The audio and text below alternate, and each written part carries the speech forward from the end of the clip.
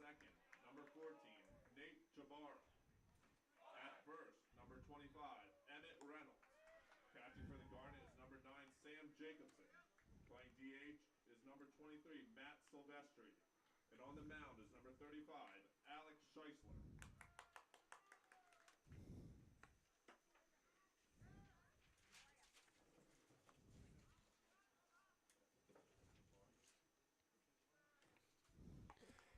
And welcome everybody to this non-conference baseball action here at Swarthmore between the host Garnet and the Misericordia Cougars. Mark Narducci here bringing you all the action, and this should be a good one, a good non-league test obviously for both teams. Misericordia coming in 10-6, plays out of the MAC Freedom Division and has been a power there for many years. Meanwhile, Swarthmore off to a 6-10 start. Remember, did not play last season, so still kind of working things out. So this will, as I said, and it's also, believe it or not, it's the second meeting of the season between these two teams. On March 5th, Swarthmore won a 9-8 decision over Misericordia. That's when both teams were on their spring break trip in Port Charlotte, Florida, and we'll talk about that today. Alex Scheisler on the mound, the right-hander for Swarthmore. He did not have a great outing as it was against Misericordia before. Again, we'll get into that as we go on.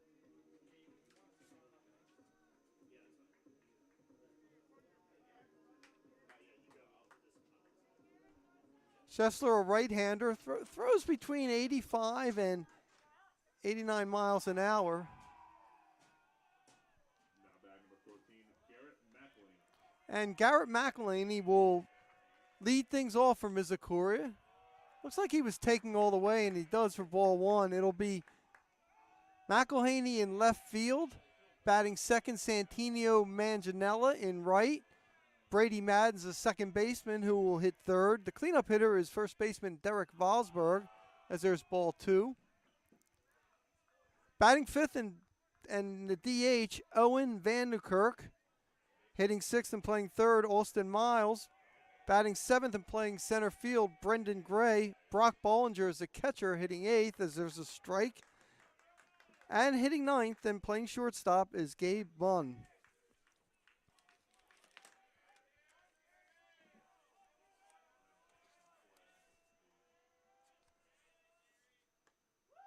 Mcelhaney looked like he was taking all the way. It's now 2-2.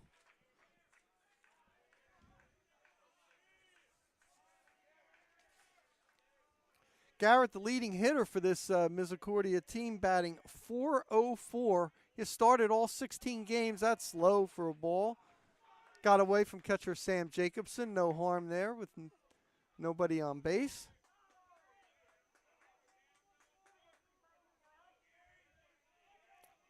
Mcelhaney, or McElhaney, I should say, is tied for the team lead with 14 RBI, and he is a leadoff base runner.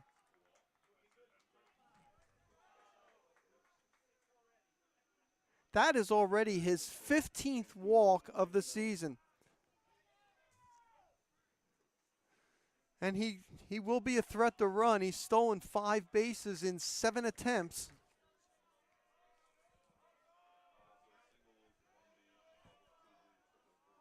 And that'll bring up the right fielder, Santino Manganiello.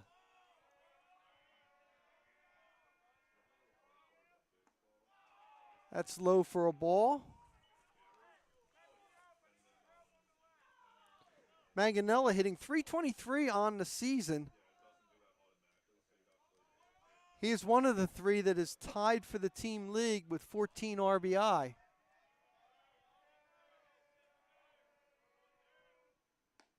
There's a strike down the middle, 1-1. McElhaney at first. He's been getting a pretty good lead down there.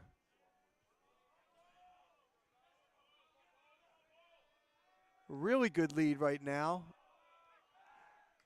And Schessler felt the same thing, and he throws back there. McElhaney back in plenty of time.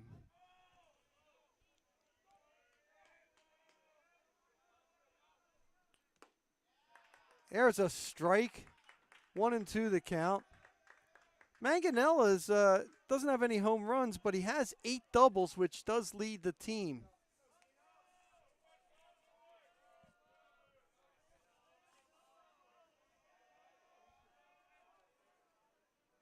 And he steps out there.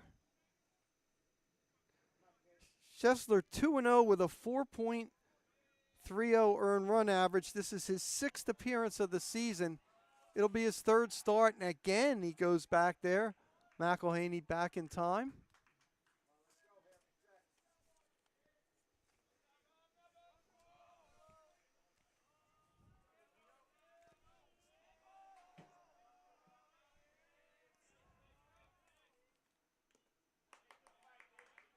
Foul. Count remains 1-2. We had said that Schessler had a rough time in his outing against Misericordia earlier in the year. He did not get an out and allowed 4 runs, all earned. That was in Port Charlotte, Florida. Runner going to second base, and he is in there in plenty of time. Stolen base number 6 on the year for McElhaney.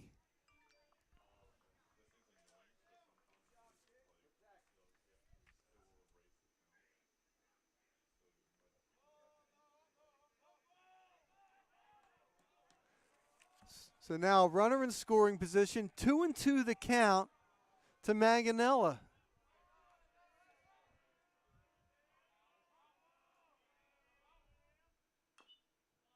Stays alive again.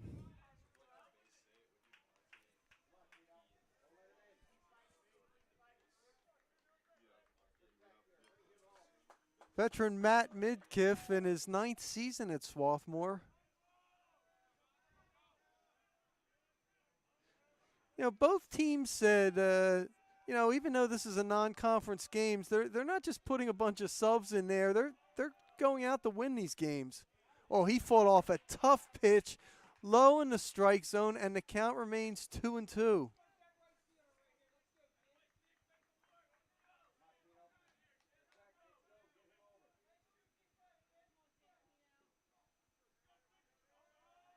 Manganella's walked 6 times this year. This is a Misericordia team that has a pretty good eye. That's fouled out of play. 4th straight foul.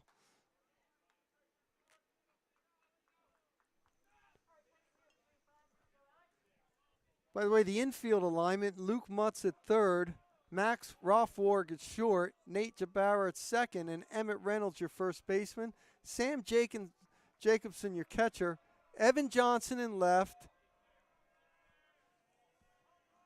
As we get ready for this 2-2 pitch, fouled again.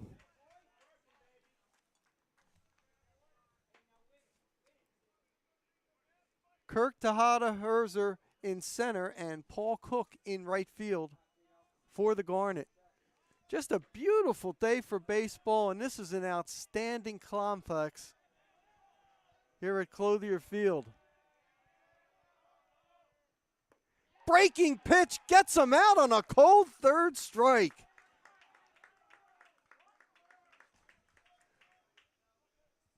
That really looked like the first curveball that we've seen.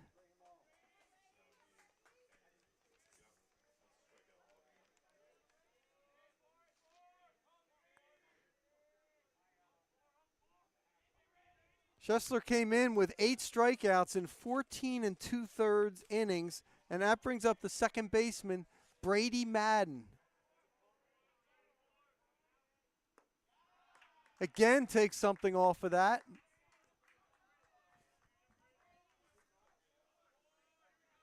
Madden's second on the team with a .333 average.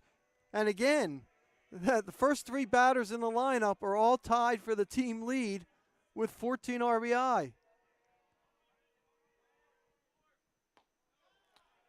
Just missed, 1-1. The umpires, Jerry Wilgus behind the plate, Louis Sella on the bases.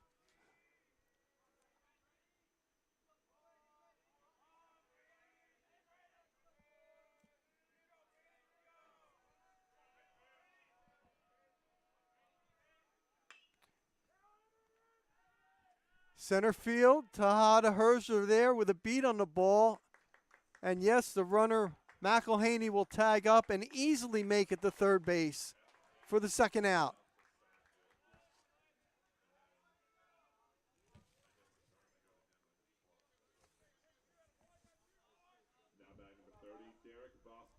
So that'll bring up Derek Vosberg, the first baseman and the cleanup hitter. He's batting .313 on the season.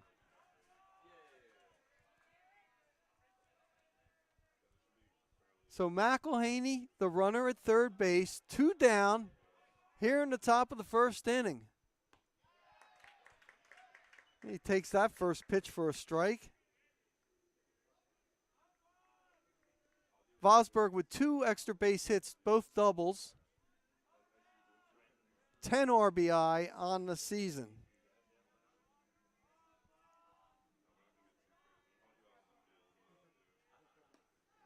That time he goes inside and does not get it. 1-1 the count.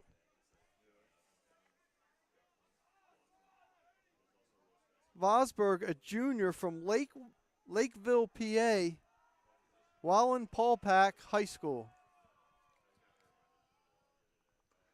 Low for a ball, and that ball gets away. Oh, no, they hit him. They're saying it hit him, so McElhaney will have to go back. Vosberg goes to first. Runners at the corners with 2 outs.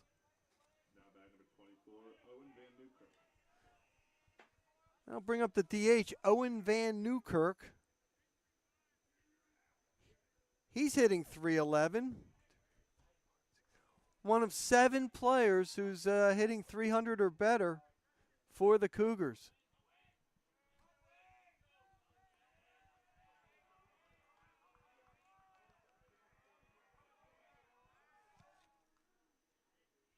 And Schessler that time goes to third base. And I'll tell you what, it looked like McElhaney was leaning a little bit there. Just there to keep him honest. Trying to get out of this 2-out jam. Breaking pitch. Runners going to second. Now they're coming home, and they will get him out.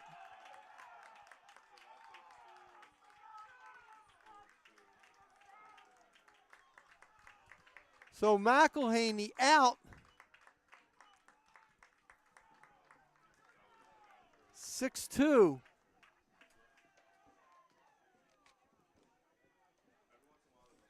So that'll do it. No runs. No hits.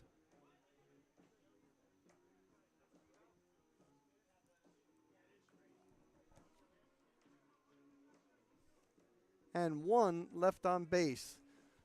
So now with Swarthmore coming to bat, we'll get to the batting order. Leading off and playing center field, Kirk Tejada Herzer. Hitting second and playing third base is Luke Mutz. Batting third in the DH, Matthew Silvestri. The cleanup hitter is first baseman Emmett Reynolds. Paul Cook, the right fielder, batting fifth. Nate Jabara, the second baseman, hits sixth. Max Rothwarg, the shortstop, hitting seventh. Batting eighth and catching is Sam Jacobson. And hitting ninth and playing left field is Evan Johnson. And they will be facing left-handed pitcher Joe Valente. Valente 1-1 on the season. This is his 5th appearance, 3rd start, 17 1/3 innings. He's walked 6, but he struck out 13.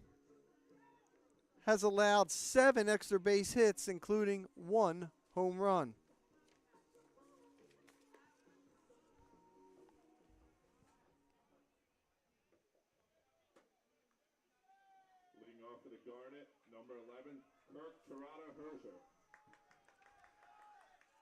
So it'll be Kirk Tarada Herzer here leading things off for Swarthmore.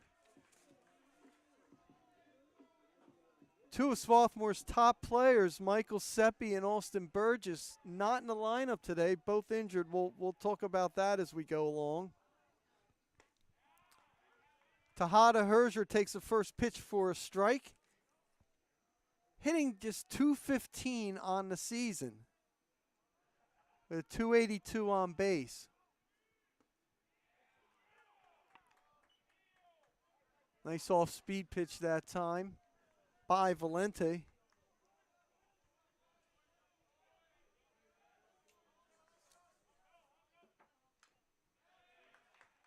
Fouls it off. Count remains 0-2.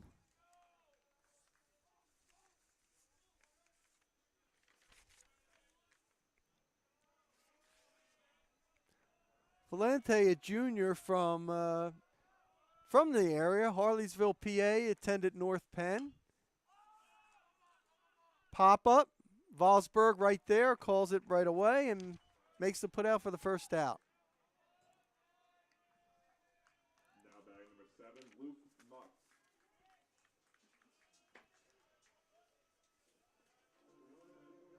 So that'll bring up the dangerous Luke Mutz, who is second on Swarthmore in hitting, batting .406. He's one of 3 players who has started all 16 games. Grounder to second base. Madden gobbles it up and makes the throw to first for the second out.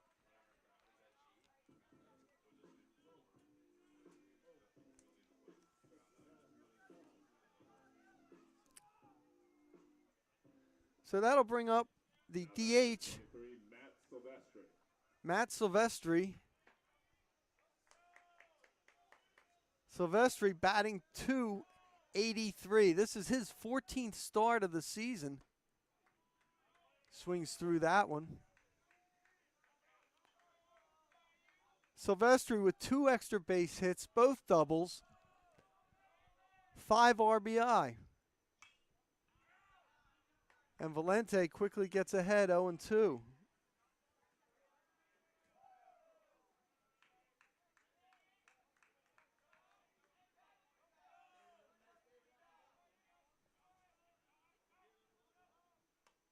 That ball just tails away. Valente has a nice little tail on that fastball. It's a nice job by Silvestri staying off that. Had real good late movement there, as you saw. Grounder to third base. Austin Miles with the long throw and the excellent scoop by Vosberg for the third out.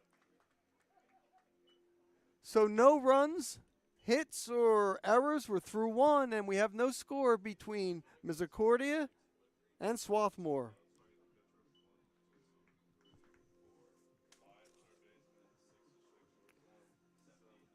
Of course, with the caught stealing to end the last inning. So Owen Van Newkirk, who was at the plate, he'll lead things off. It'll be Van Newkirk, Austin Miles, and Brendan Gray here in the top of the second inning for the Cougars.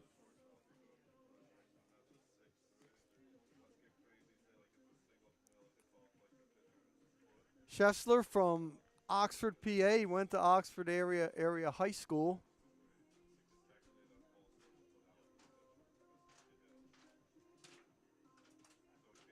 Major in engineering and economics.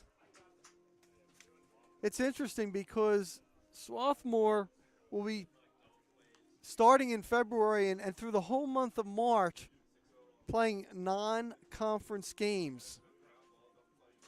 You know, it's interesting. Both of these teams, their next game is against DeSales.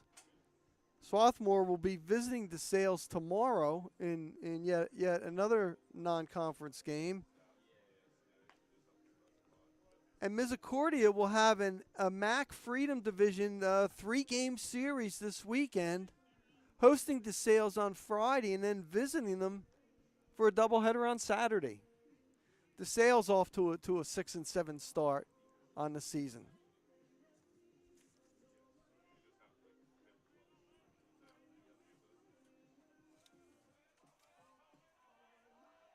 So that'll bring up Van Newkirk, Owen Van Newkirk, who fouls the first pitch. Now batting number 24, Owen Van Newkirk. Newkirk batting .311 on the season. He has one of the team's 6 home runs on the season, 7 RBI. Breaking pitch is low from Schessler, 1-1.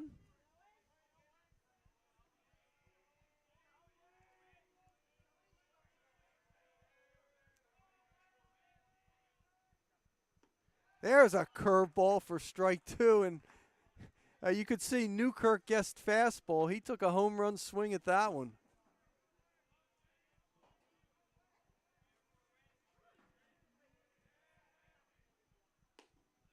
Outside. 2-2 the count. To the designated hitter, Owen Van Newkirk.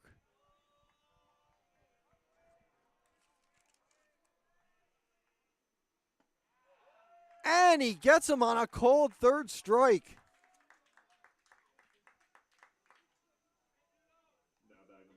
Second strikeout for Schessler. Both of them looking.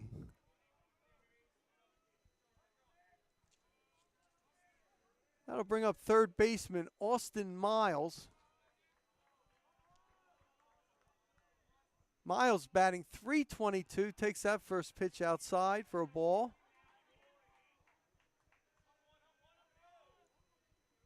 Miles has started the previous 16 games for the Cougars. There's a strike. 1-1 to count. It's pretty nice late breaking action on that pitch by Schessler.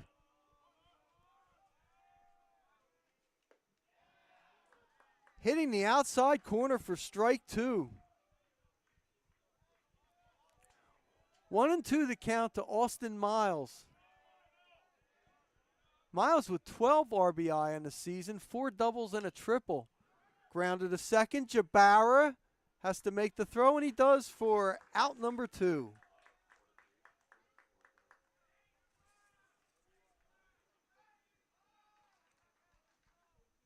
Now batting number 26, Brendan Gray. So that'll bring up the center fielder, Brendan Gray. Yeah, we said that 7 players were hitting .300 or better for this Misericordia team. Gray falling just below that at .297. Takes ball 1. Showed bunt, but not sure if he was really going to bunt. Mutt's, though, aware of it.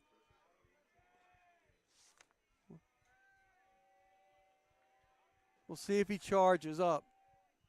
No, he does show bunt that time, and it's strike 1. Again, don't know if he was serious about bunting or just waiting till he saw the first strike. 1-1 to count. Grounder, Jabara right there, makes the throw. 3 up and 3 down. No runs, hits, errors. Nobody left on base, and we're in the going to the bottom of the second inning. We have no score between Misericordia and Swarthmore.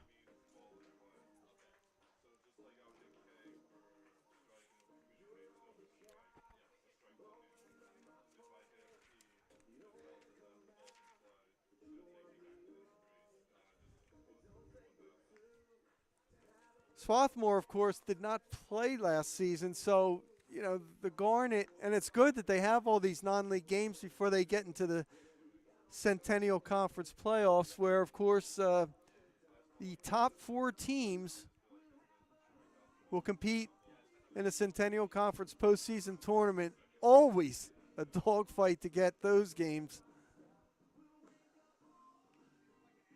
So Matt Midkiff thinks his team is still kind of getting there. It's not an overly experienced Swarthmore team anyway. So besides the fact that they didn't play last year, there were a few members on the team that were here in 2018. when Swarthmore went to the World Series. Unfortunately, one of those players was Cole Hebel. He was a starting shortstop that year as a freshman, but he's transferred, and now he's starting for the University of Massachusetts. So for Swarthmore here in the bottom of the second, it'll be Emmett Reynolds, Paul Cook, and Nate Jabauer.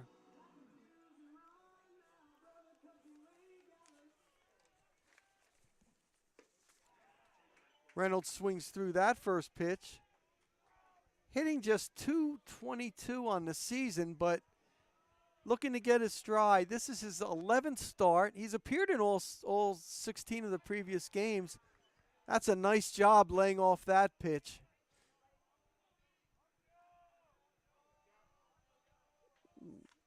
1-1 to Reynolds.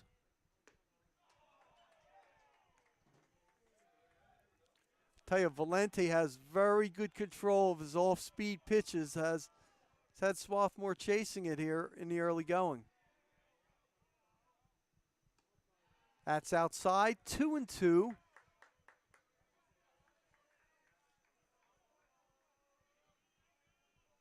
Reynolds with 2 extra base hits, both doubles, 5 RBI.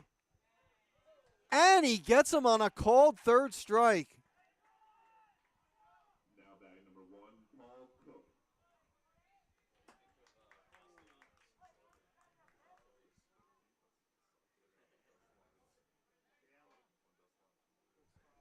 We've had 3 strikeouts in this game, and all 3 of them have been looking.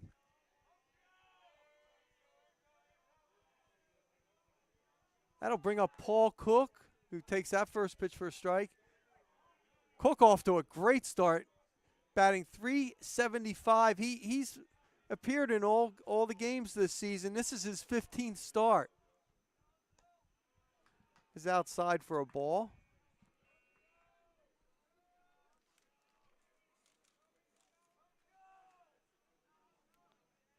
Brock Bollinger, a nice one-handed stab of that from behind the plate. Grounder to Madden at second, makes the throw over the first for out number 2. Now batting number 14, Nate Jabauer. So Nate Jabauer to the plate. This is Nate's 10th start of the season. He's batting .243. Jabauer, a junior from Mount Kisco, New York, Horace Greeley High School.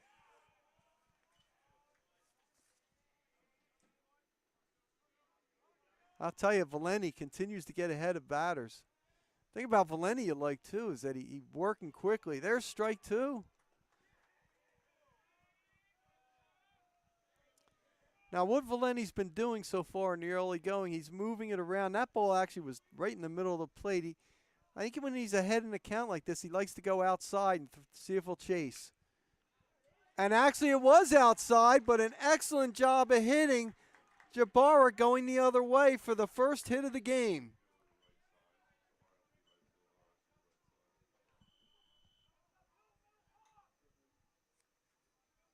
Now batting number 18, Max Rothward. So for Jabauer, that was hit number 10 on the season. And that'll bring up the shortstop, Max Rothward.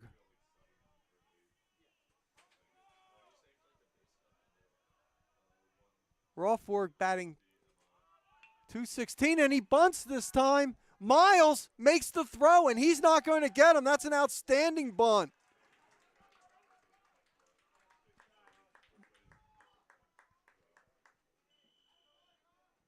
So a 2-out rally here by the Garnet with runners at first and second.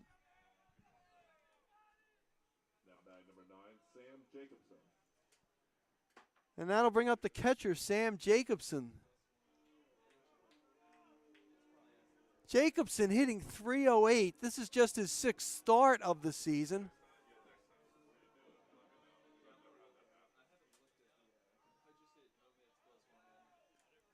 Senior from Ellicott City, Maryland. There's one down the middle for strike 1.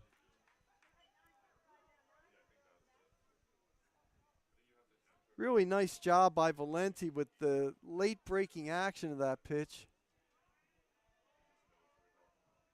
Again, both pitchers aren't going to overwhelm teams with velocity. There's a drive to deep center field, but right there under it is Gray for the final out. So no runs, 2 hits, and 2 left on base. We're through 2, and we have no score between Misericordia and Swarthmore.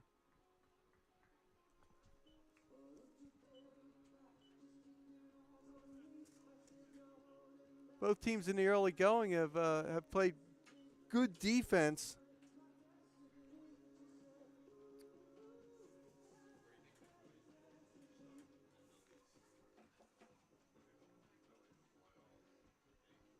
You know, if you take away that rough outing that Schussler had against Misericordia before, he's really pitched well this year. Coming into the game, he allowed 9 hits in 14 2/3 innings. That's now 9 hits in 16 2/3 innings.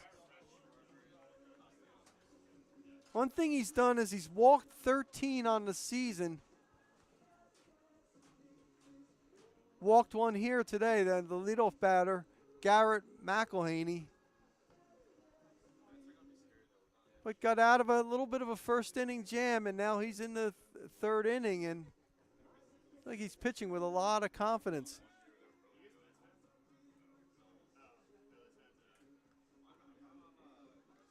So Jacobson gave that ball a pretty good tap there in center field. That was a pretty deep shot.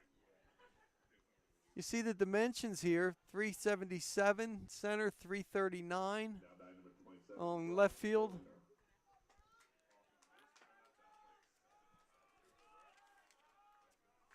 And that'll bring up the bottom of the order, Bollinger, Bunn, and then the top of the order, Garrett Mcelhaney.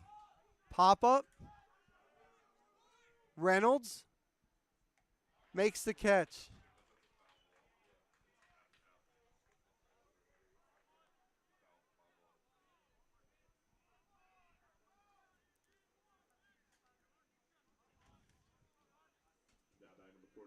Gabe Bunn. And I'll bring up the first-year shortstop, Gabe Bunn, the number 9 hitter.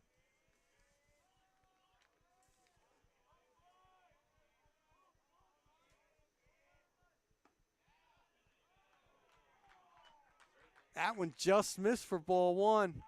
Bunn is making his first start of the year. Only his 3rd at bat. He's 1 for 2. There's a strike, 1-1. I'll tell you what, even when Schussler has missed, he hasn't missed by much. He's had pretty good pinpoint control, and just as I said that, he throws the ball way outside.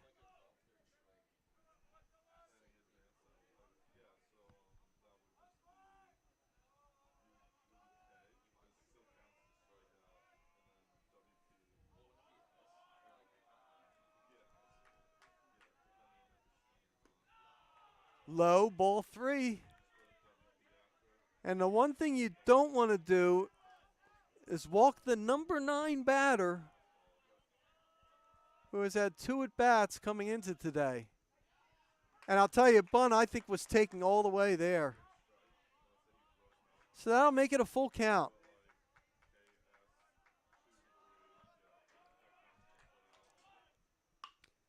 Hey, he gives it a good drive there. Tejada Herzer over his head, and this is going to be extra bases for Bunn. Bunn will stay at second base, and he's there with a 1-out double. So much for the number 9 hitter not being much of a threat there. Now batting number 14, Garrett Mcelhaney.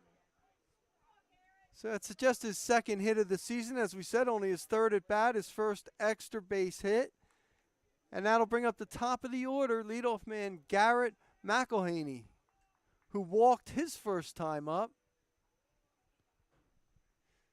And he was out on that attempted double steal.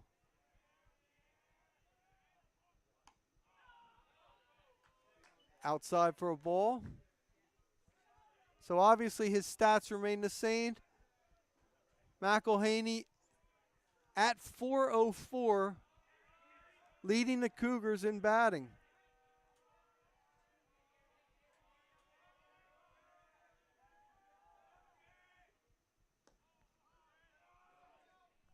Low for ball 2. Nice block there by Jacobson.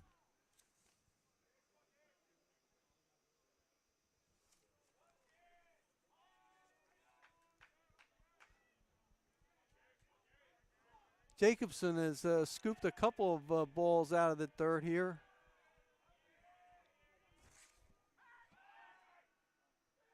Doesn't throw at the second base. Bunn slides back there.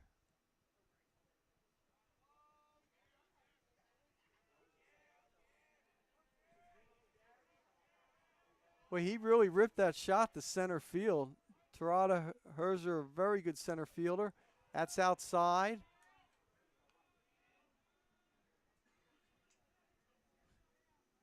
Three and 0. As we said, McElhaney leads his team in walks. In the first inning, the walk was the 15th of the year. There's a throw that goes wide, but not far enough away, so Bunn stays on the bag.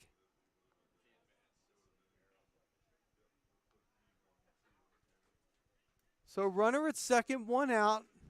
3-0 the count to Garrett Mcelhaney.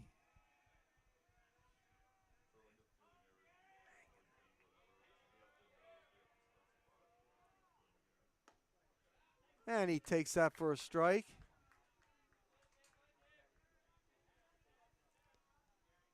Be interesting to see if he's taking it here again. If you're Misericordia, you know he's got the best eye on the team, but also he has the best batting average on the team as well. 3-1, and that's outside for ball 4. So he walks for the second time this year, this game, 16th of the year.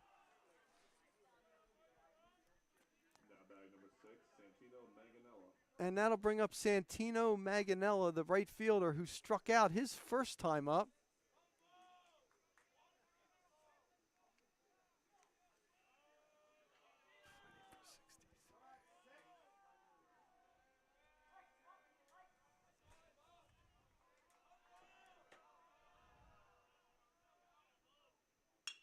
Oh, and he crushes that. That's going to be extra bases.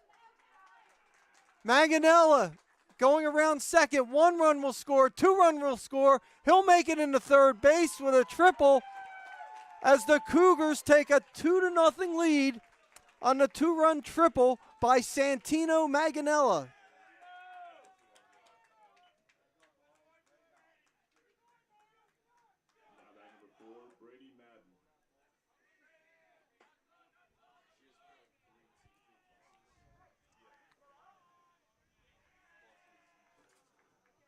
RBI number 15 and 16 on the season.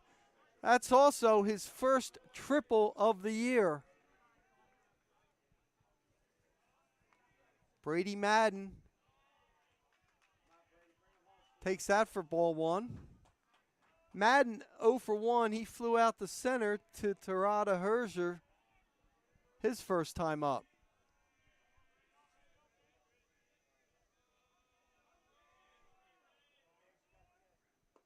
Oh, there's a nice breaking pitch for a strike, 1-1.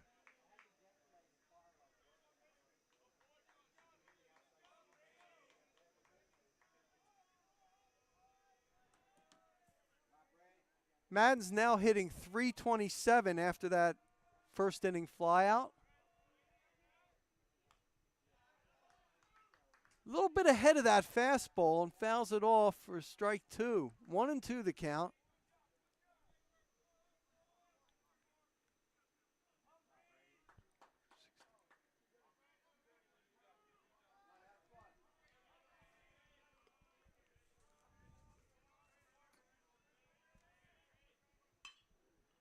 Fly ball to right. That's That's going to drop in, and that's going to be extra bases as the third run scores.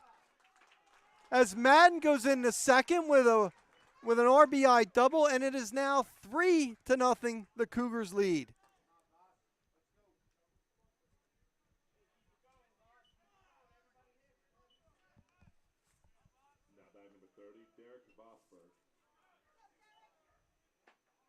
RBI number 15 on the season for Madden. That was his sixth double as well. So that'll bring up Derek Vosberg, who was hit by a pitch his first time up. Still one out. Low for a ball again. And another nice one-handed scoop there by Jacobson.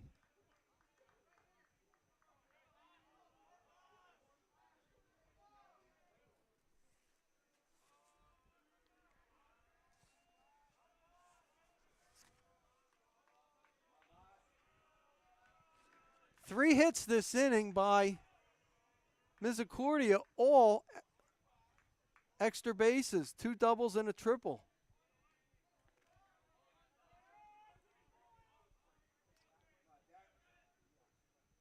All this happened after catcher Brock Bollinger led off the inning with a pop out to Reynolds at first base. There's a runner will advance to third on that.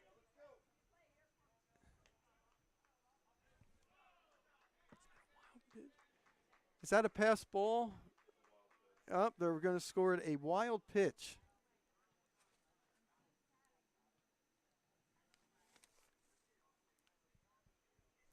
One thing about Jacobson, he does a nice job, with the one-handed scoops, but sometimes you might want your catcher to try to, instead of doing that, try to get the body there that time. That ball went under his glove, but it was ruled a wild pitch. So now Madden is at third base. 2-0 to count to Vosberg.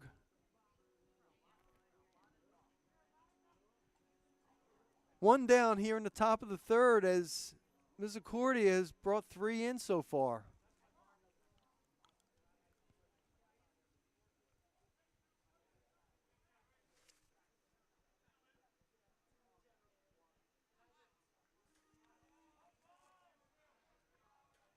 McElhaney and Manganiello both had shared the team lead for runs scored coming into this game, so they both have scored this inning, each with 18 on the season. And this the 17th game for the Cougars.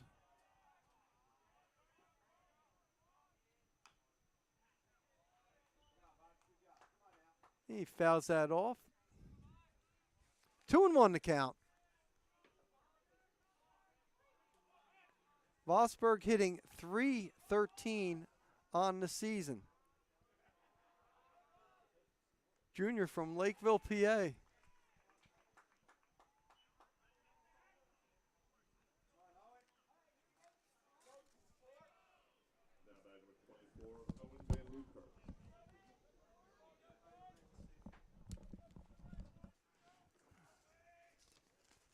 So the hit by pitch puts runners at the corners here with 1 out. And that'll bring up Owen Van Newkirk, who struck out looking his first time up.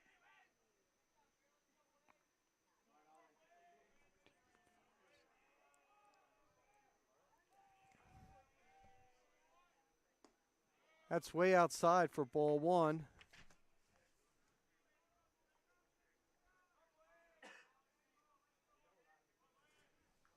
Van Newkirk now hitting .304.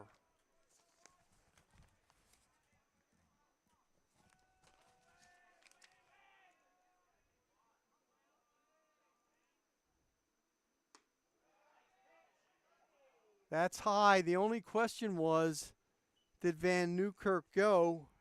Plate umpire Jerry Wilkes said no, so it's 2-0. It's interesting because Schessler really had nice control his first 2 innings. Inning number 3 here has been a different story. There's a strike.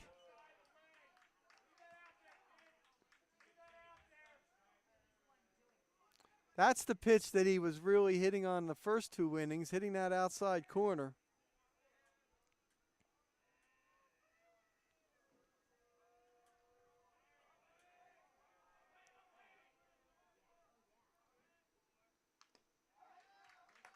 Off-speed pitch, breaking pitch, and you could see, it looked like, again, Van Newkirk was guessing fastball. He was way ahead of that. He just got a piece of it foul, but the count is now 2-2. Runners at the corners. Vosberg at first, Madden at third, 1 out. The 2-2 pitch here to Van Newkirk. Low ball 3, and there's an excellent job by Jacobson, but that ball will get away, and going to second is Vosberg on the wild pitch. That time it was a different story. Jacobson really got his body in front of that. And a nice job preventing Madden at third from coming home. So the count's now full. Ball 4 and another good block by Jacobson.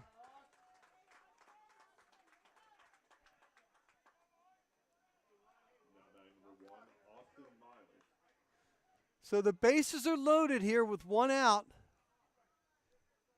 And that'll bring up the third baseman, Austin Miles, who grounded out to Jabbar his first time up. Confab on the mound here. Yep, they're going to be replacing him. So obviously the base is loaded. The responsibility of Schessler.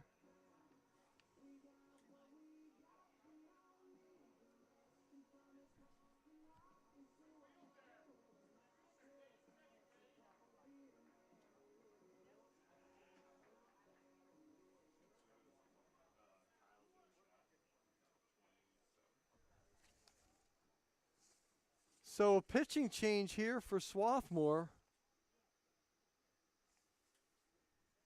Kyle Jones-Shaw. For Swarthmore, number 27, Kyle Jones-Shaw.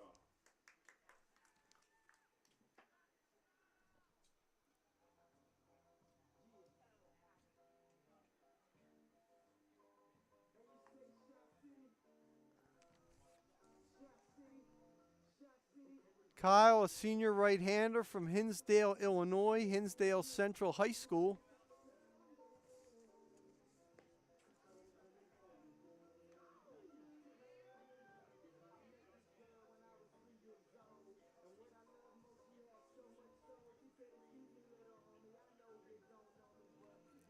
This is his 6th appearance on the season. No record, a 3.97 earned run average. 11 1/3 innings. He's walked 3, struck out 7.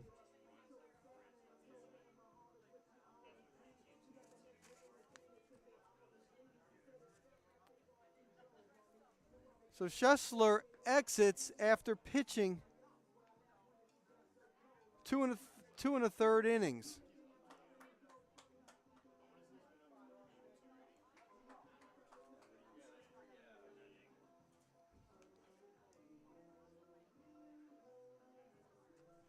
He allowed 3 hits, and all came the 3rd inning.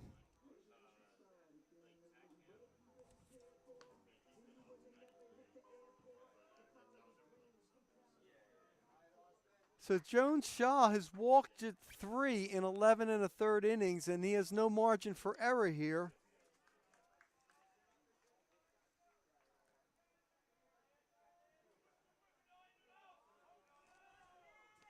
As Austin Miles at the plate with the bases jammed, 1 out here in the top of the 3rd inning.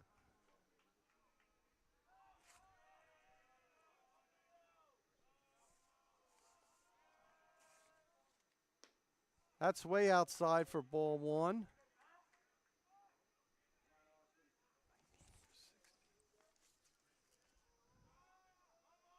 Miles grounded out his first time up.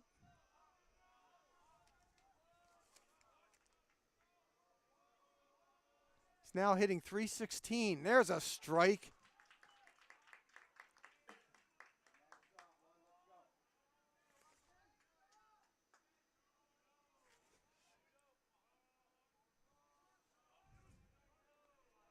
Jones-Shaw comes out at that sidearm. That's pretty tough for these right-handers to see.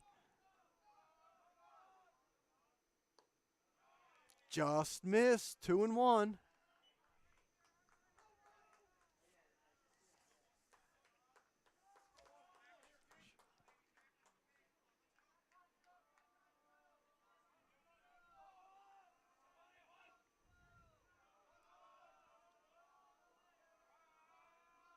Big pitch here, 2-1. And that's outside, 3-1. Again, you have to think Miles may be taking here. He's walked 5 times on the season. One of the players that has started in all 17 games now for the Cougars. Pops that up to right field. Cook there. Tagging up, though, and the 4th run will score on the sacrifice fly by Austin Miles.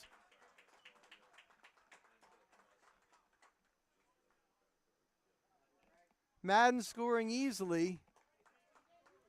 And is now 4-0 Misericordia.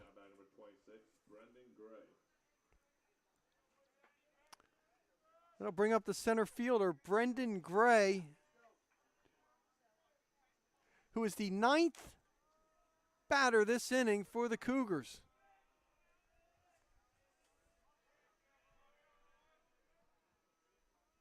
Runners at first and second.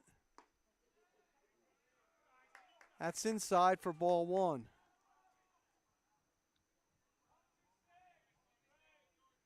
Gray grounded out to Jabbar at second base his first time up.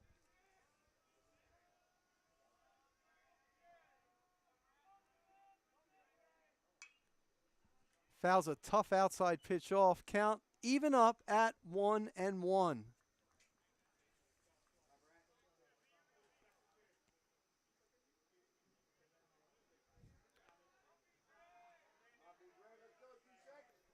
Gray, one of 7 players on this Misericordia team with double figures in RBI. He has got 12.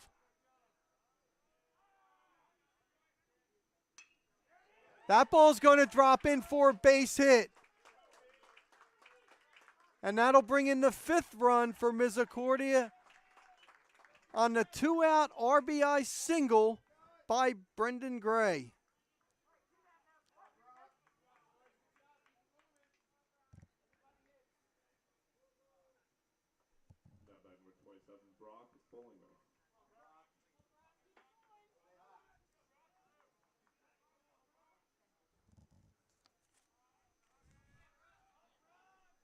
So Newkirk at second, Gray at first, and Bollinger, who started this inning with a pop up the first, is at the plate again. And he's hit by the pitch.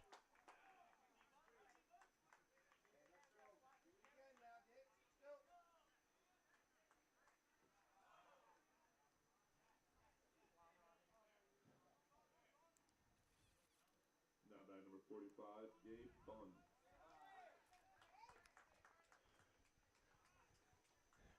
And that'll bring up the first-year shortstop, Gabe Bunn,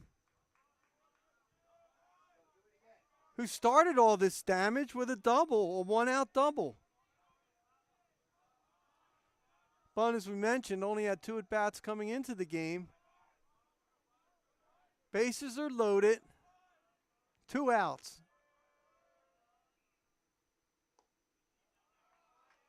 Just slow, 1-0.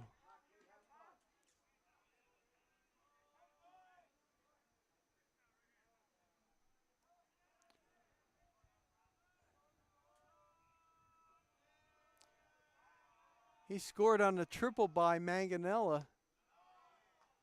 That's low, 2-0.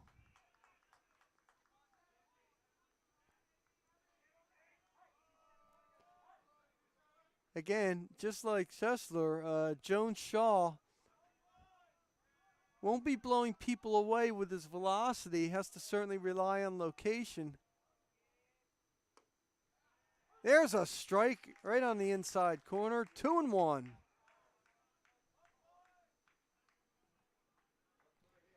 Jacobson doing a good job framing that pitch as he got the strike. That's low. Snap throw the first. Bollinger back.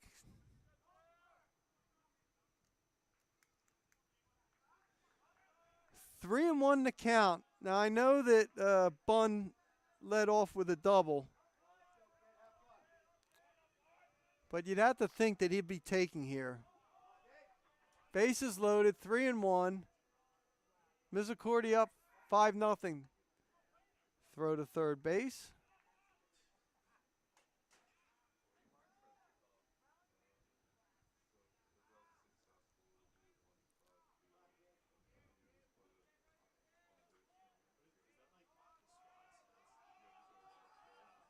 Here comes the 3-1 pitch. And he gets him with a strike. That broke right into the strike zone, and the count is now full. And it did appear as if Bunn was taking all the way on that pitch, although that would have been a tough pitch anyway to hit. So the count's full, the bases loaded here. Top of the third. And there's ball four. So the sixth run will score on the bases loaded walk.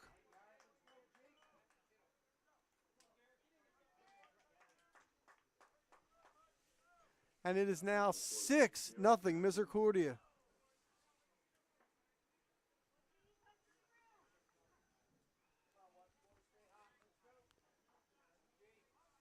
That'll bring up the leadoff hitter, Garrett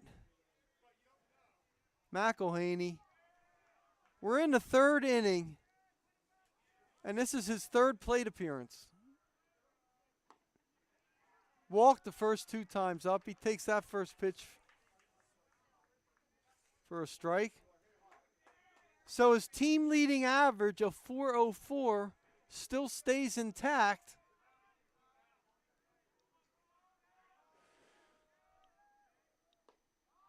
There's a strike on the inside corner, and it's 0-2.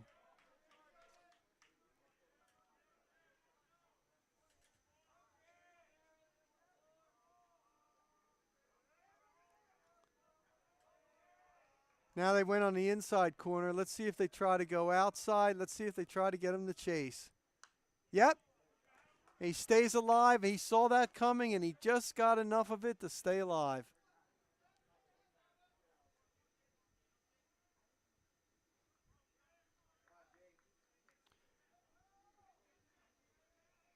McElhaney entered the game with a .558 on base percentage, and of course he's been on base his first 2 times up. That's way outside. 1-2.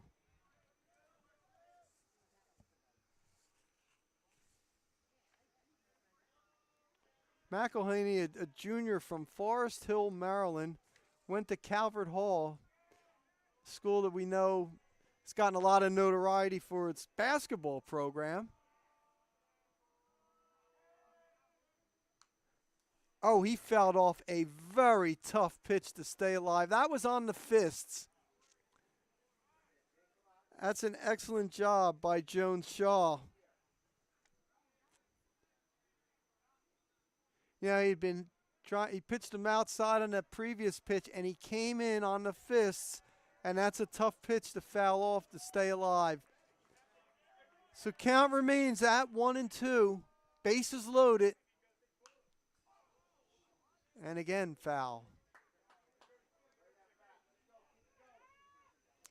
You got to love his bat control.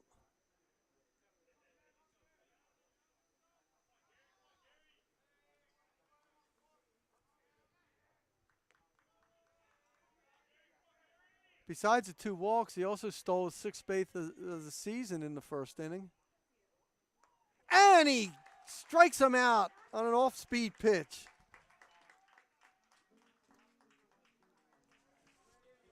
So 6 runs, 4 hits, and 3 left on base. We're going to the bottom of the 3rd inning, and it's Misericordia leading Swarthmore 6-0.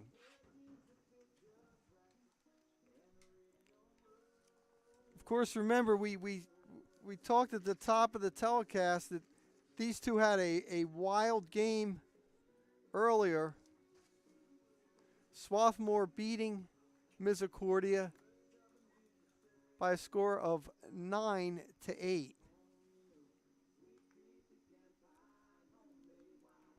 But I'll tell you, that was a game where there was a big lead as well in the game. In fact, Swarthmore led 7-1 after 2 innings. And then Misericordia got a 6th spot in the top of the 3rd, another run in the 4th, and actually led 8-7 heading into the bottom of the 4th inning. But it was 2 runs in the bottom of the 8th by Swarthmore that won it 9-8. What a game. We'll be talking more about that as we go along here.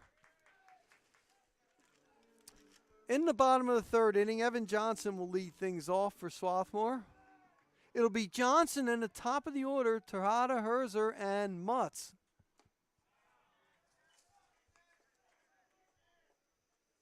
Joe Valenti continues to get those first pitch strikes.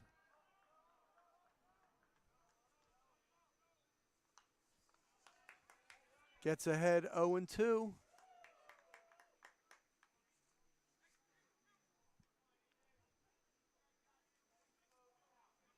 This is Johnson's first start of the year, his 10th game. And he gets him for strike 3.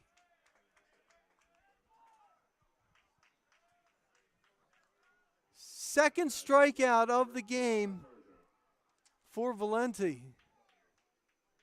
So that'll bring up the top of the order, Kirk Terada Herzer, who popped up to Vosberg at first base his first time up.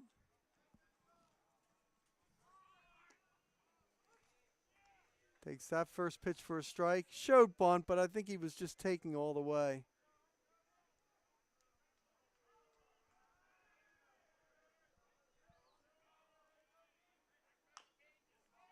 Valenti off the mound very quickly and makes the play for out number 2.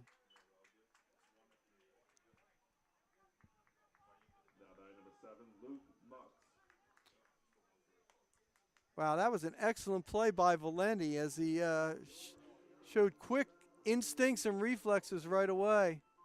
And that'll bring up Luke Mutz, who grounded out to Madden at second base his first time up.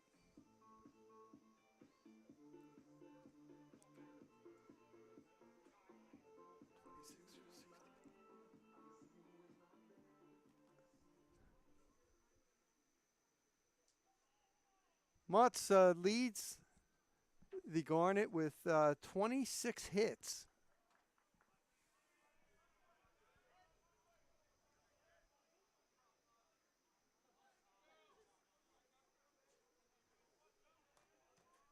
After making that out in the first inning, he's now hitting an even 400 on the season.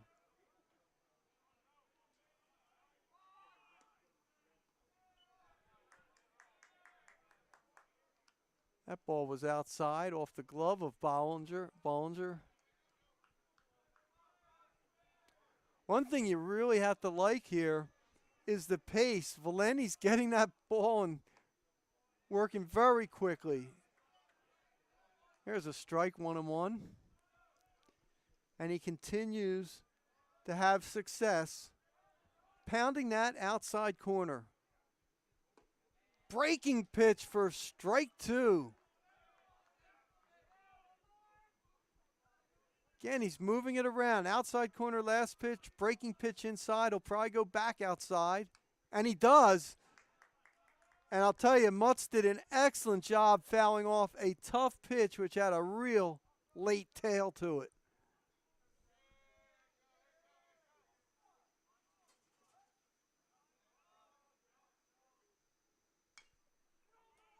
Grounder to Vosberg makes the easy play for the third out.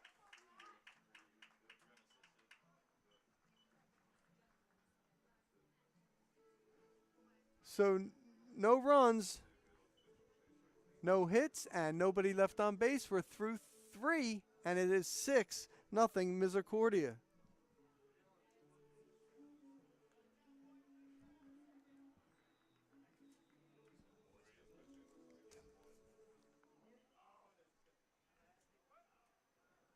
Valenti has allowed 2 hits. Number 3, Andrew Moy. And we'll get more of that, but we have another pitching change. Our third pitcher of the game, Andrew Moy, a freshman right-hander from Manhasset, New York.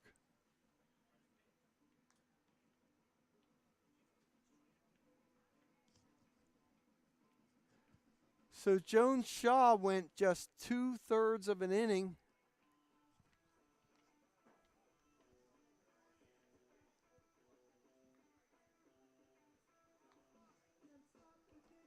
And now it'll be Moy's turn. One thing about these non-league games, it gives a coach a chance to, see the pitching staff.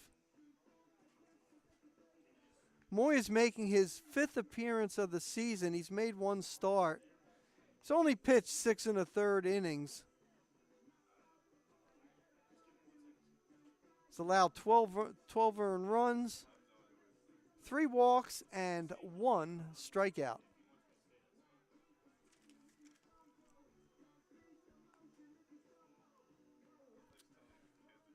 So Andrew Moy, the third pitcher here for Swarthmore.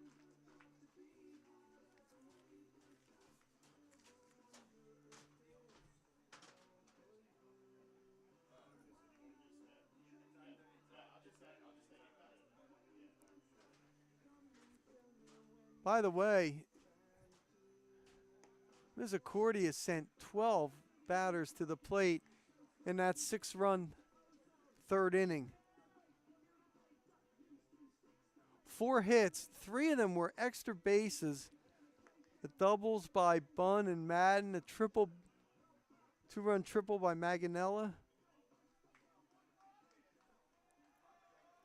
So Swarthmore will have a lot of catching up to do, but now the top of the 4th, it'll be the heart of the order, 2, 3, and 4 for Misericordia. Maganella, Madden, and Vosberg.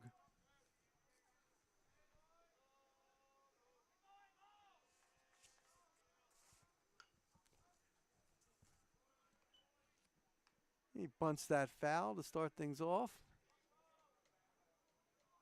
Maganella, 1 for 2, had that big 2-run triple to get things started for the Cougars in the 3rd inning. Now has 16 RBI in the season. That's foul. He's behind 0-2.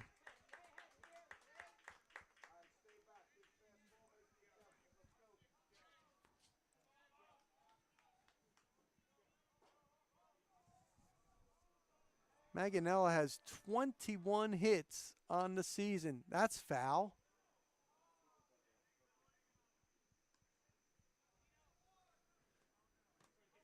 With his 1 for 2 day now, he is batting .328.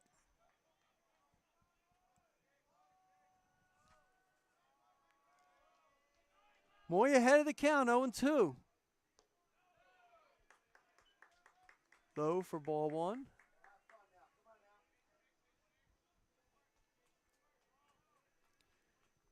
Just a gorgeous day for baseball. Field looks to be in great, and he gets him for the 3rd strike.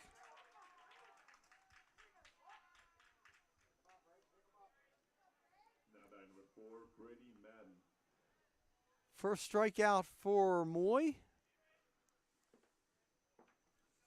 First batter that he faced, and that'll bring up Brady Madden, who is 1 for 2 with an RBI double and a run scored. He swings through that one.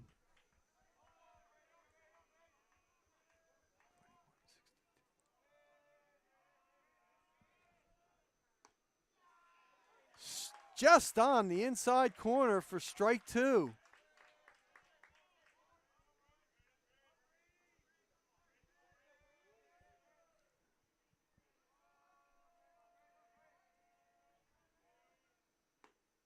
Outside again. Jacobson doing a nice job of framing. He almost got that one called.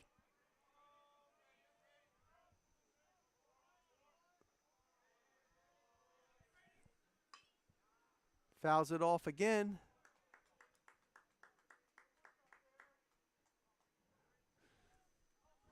With his 1 for 2 day so far, Madden batting .338.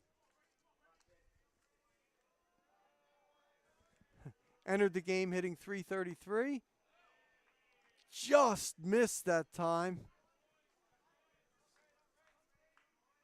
Madden had to show pretty good restraint not going after that pitch. 2-2, 1 out. Here in the top of the 4th inning. Count's now full.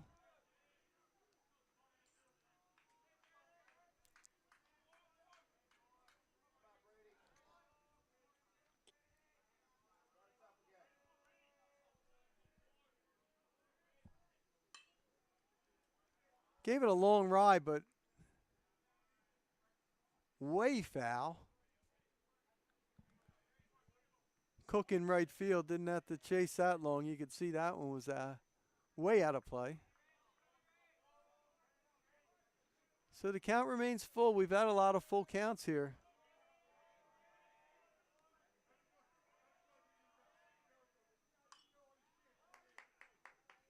Fouled off the all-speed pitch to stay alive.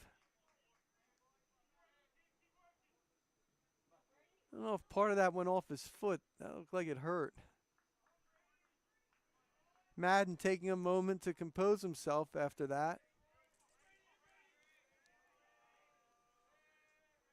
The run that he scored was his 16th of the season. Oh, fouls off another really tough pitch.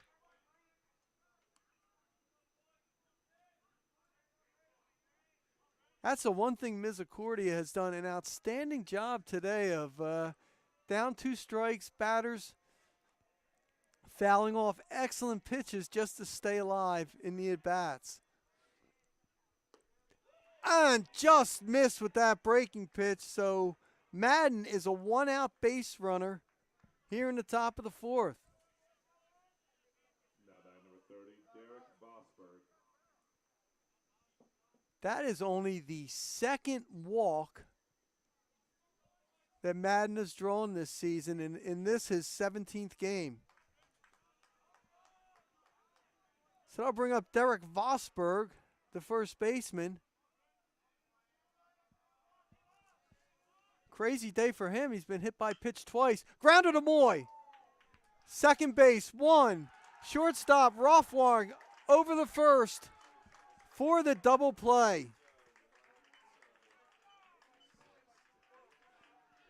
So 1-6-3 on that double play. No runs, no hits, and nobody left on base. Heading to the middle of the 4th. And it is Misericordia 6th and Swarthmore nothing. Swarthmore with 2 hits, and they both came in the 2nd inning. Jabara and Rothwang each hit back-to-back 2-out singles. But then Jacobson flew out to deep center field as Gray made the catch. And that was the end of that rally.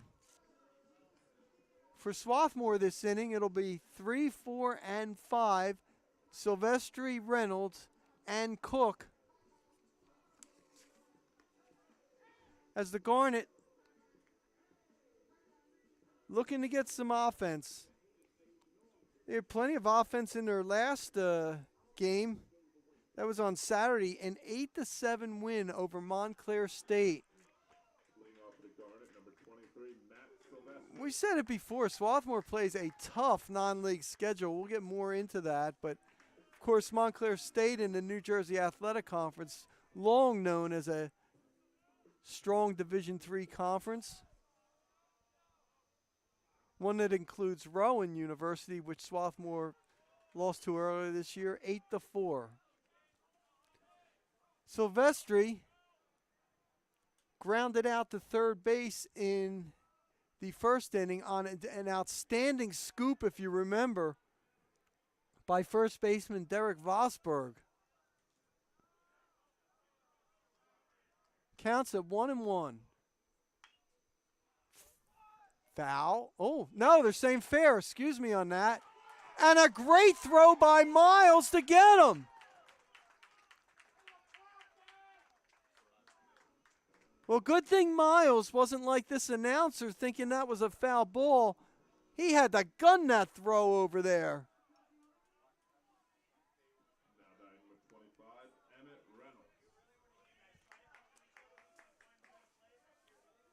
Plate umpire Jerry Wilgus called that right away.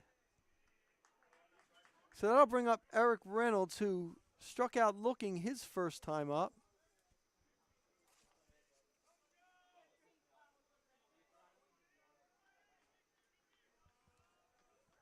Reynolds with 8 hits on the season. That's high for ball 1, or ball 2, excuse me.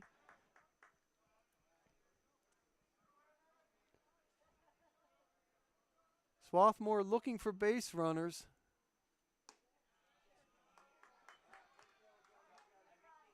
Could get one here at 3-0.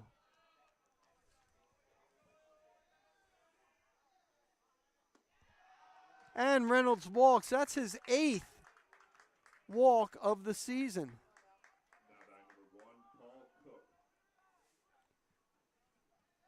So Reynolds, just the 3rd Swarthmore base runner in this game.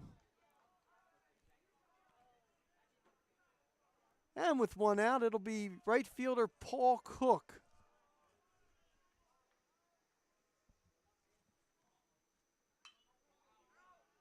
Cook fouls that out of play. He grounded out to Madden at second base his first time up.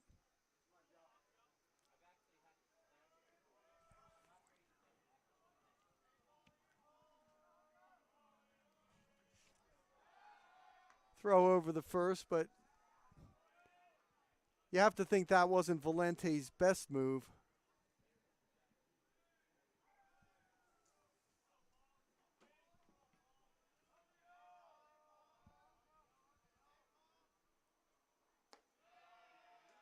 Ball 1, nice block by Bollinger getting out there.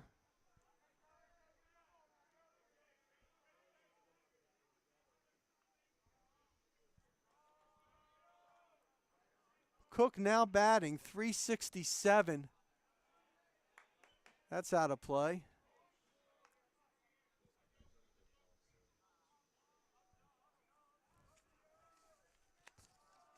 Came into the game hitting .375.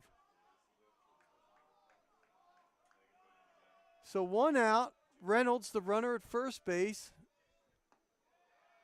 There's a breaking pitch that did not break, and actually, Cook had to duck out of that. Cook, a senior outfielder from Cranberry, New Jersey, played for Princeton High School. Pop up, straight up. Bunn, the shortstop. That is not an easy play to make. Gabe Bunn makes the catch for the second out.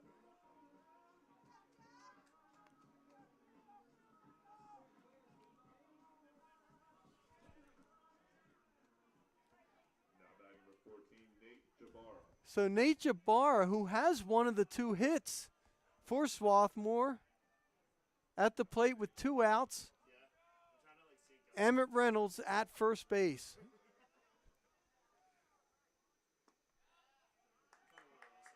That's a ball.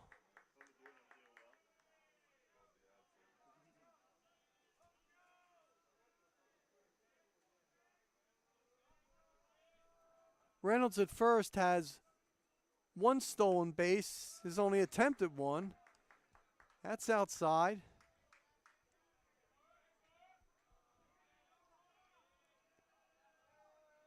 It's the first time that Valenti has gotten behind a couple of hitters consecutively here. 2-0.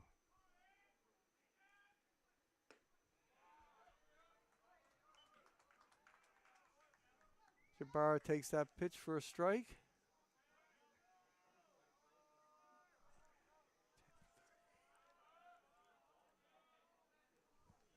That base hit in the second inning was his 10th of the season.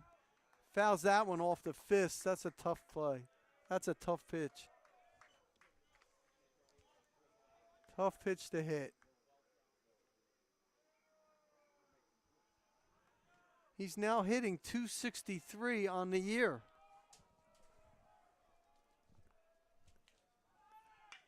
Runner going, and it's right through for a base hit. Going to third is Reynolds, and the Garnet have runners at the corners with 2 outs. Here in the bottom of the 4th.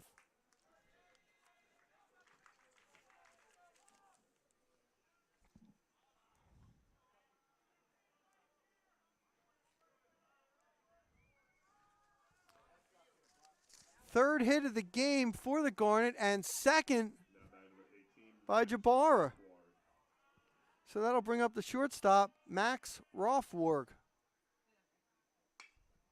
Grounder up the middle, but right there is making the play is Madden as he touches second base for the 3rd out. So no runs, 1 hit, and 2 left on base. We're at the end of 4, and it's Misericordia 6. And Swarthmore nothing. Well, if you're looking for some positives, Andrew Moy, the freshman, beginning his 2nd inning.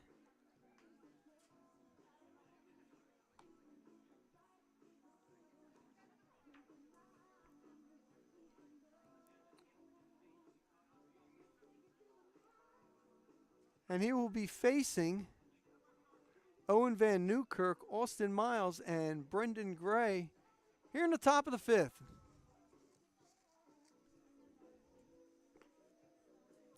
We talked about Swarthmore coming off an 8-7 win in its last game against Montclair State. Jabara, who's having a big game today with 2 hits, went 1 for 2, 2 RBI, and a home run. Paul Cook was 3 for 4 with a run scored and 4 RBI. So that was a big offensive display by the Garnet.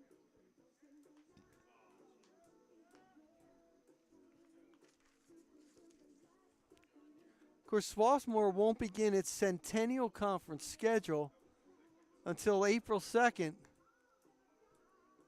That'll be right here at Clothier Field, a doubleheader against Washington.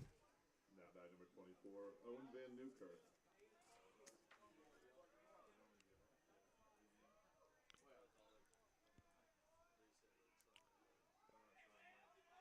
So Owen Van Newkirk officially 0 for 1 with a walk. Takes that first pitch for a strike. One thing Moy has shown that we've seen in his brief time here as he came in last inning, he's had the best velocity of the 3 pitchers, and that time he took something off it.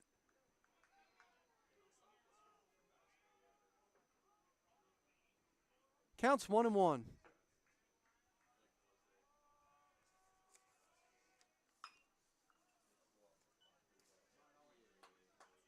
Quickly gets ahead of him, 1-2.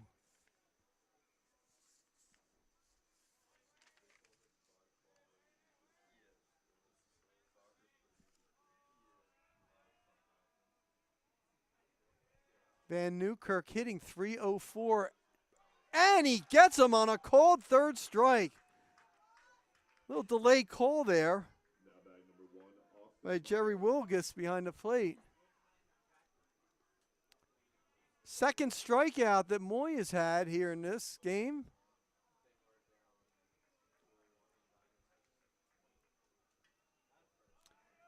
And that'll bring up Austin Miles. Officially 0 for 1 with a ground out and a sacrifice fly. And he's now batting .316.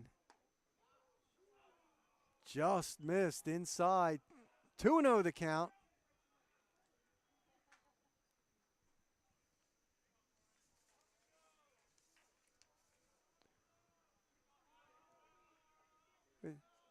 This is Moy's fifth appearance, but as we said, he had not thrown a whole lot, only 6 1/3 innings as he gets that strike on the outside corner.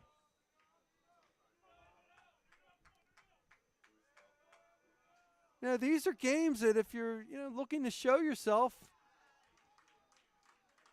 you could get some extra chances. That's what this is all about. That's what a lot of these non-league games are for teams.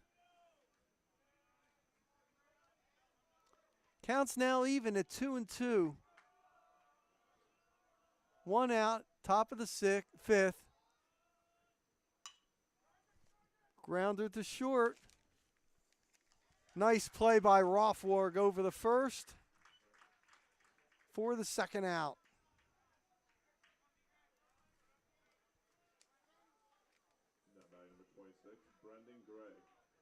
That'll bring up Brendan Gray, who grounded out to Jabbar his first time up and had an RBI base hit his second time. That was RBI number 13 on the season for Gray, and that's right down the middle for strike one.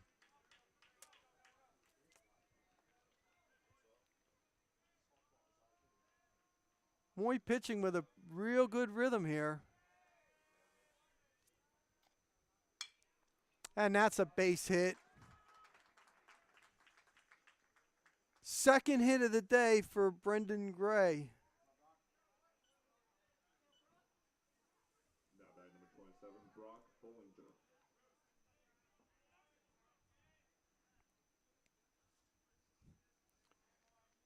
Brock Bollinger, the catcher, who is 0 for 1 and was hit by a pitch. What's interesting was, in the 6-run third inning, Bollinger started things off by popping up the Reynolds at first base. There's a strike. Then he batted again in the inning and was hit by a pitch.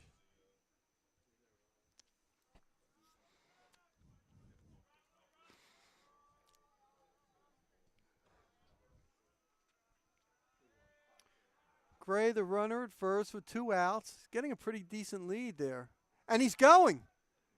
Ground ball, but right there at second base is Jabbar, and he makes the play for the third out.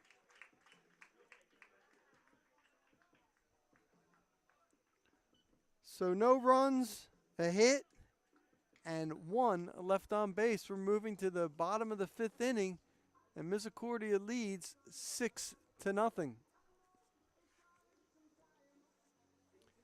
It's interesting that two teams from different leagues are playing each other 2 different times this year. It's just one of those things that the way it worked out. As both took their spring trip to Port Charlotte, Florida. Of course, that's where also where the Tampa Bay Rays have their spring training.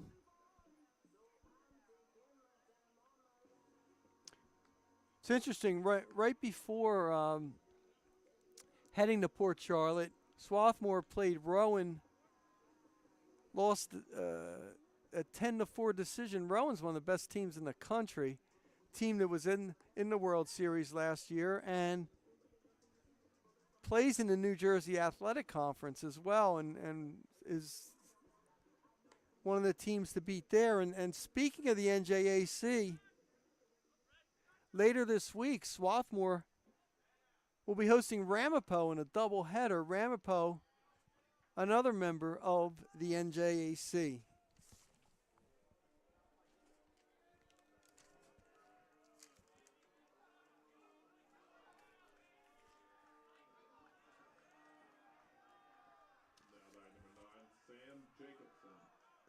So Jacobson, Johnson, and then the top of the order, Tejada, Herzer. Here in the bottom of the fifth is the Garnet looking for some offense against Joe Valenti, who's been very efficient.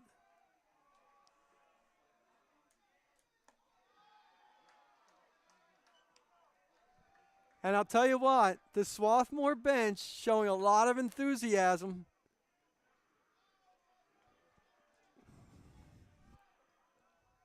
Looking to rattle Valente.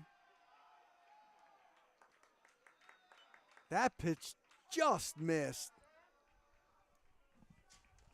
3-0. And you know Jacobson's probably looking at a couple here if he has to. There's one of them for strike one.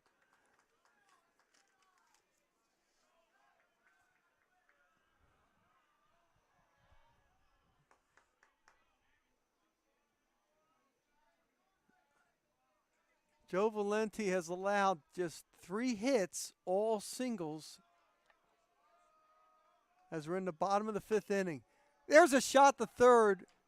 Nope, they're going to make him throw it over with the scoop. Miles actually showed his glove to the umpires if he caught it in the air. They said no, he had to make the throw, and another nice job by Vosberg on the scoop at first base for the first out.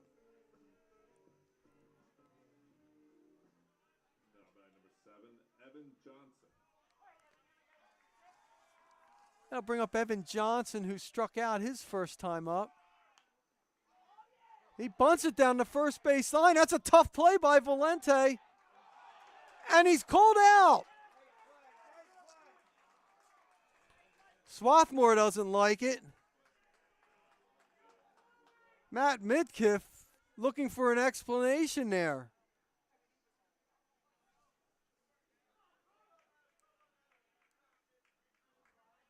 Acrobatic play that time.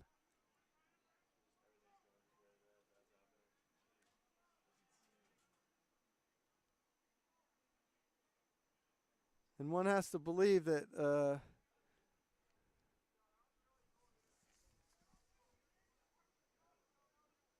Matt Midkiff not happy, obviously, with that explanation.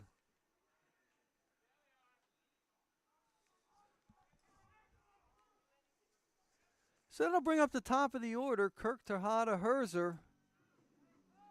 He is 0 for 2.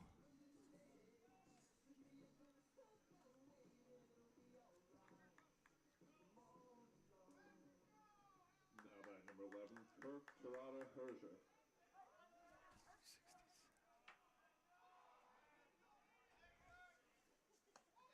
That's high for ball one.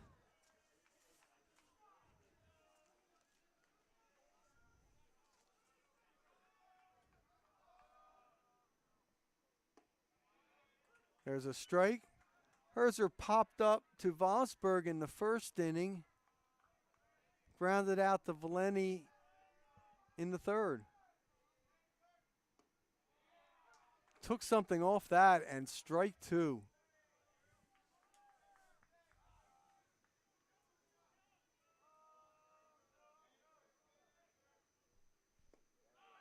And he gets him for strike 3.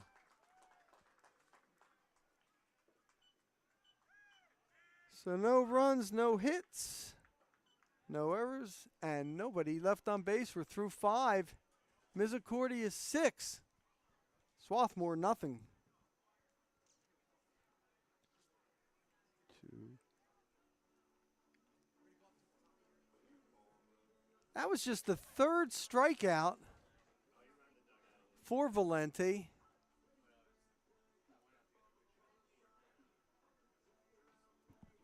but he's done a great job moving the ball around. And his fielders have done well as well. For Misericordia, 6-5-0. For Swarthmore, 0-3-0. Moy is out for his third inning.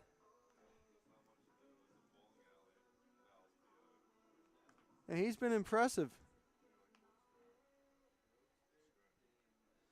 He's allowed just one hit in the 2 innings that he's played. And we talked about it. He's shown some advanced velocity, much more so than we've seen from the first 2 pitchers. Of course, in Division III, you're not going to get a lot of people who are throwing 95 miles an hour, so a lot of these pitchers have to rely on being real craftsmen on the mound. Number 45, Gabe Bunn. So it'll be Bunn, the number 9 hitter, then the top of the order, Garrett Mcelhaney and Santina Mangarella. Here in the top of the 6th inning for the Cougars. Wait, that's a tough pitch to lay off. That high fastball, late movement.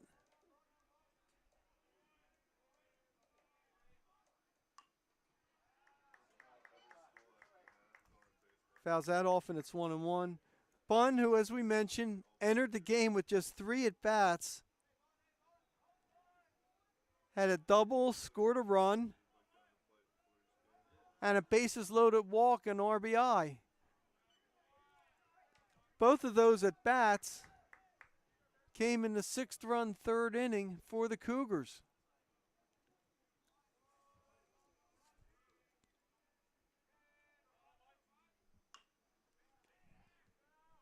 Ground foul.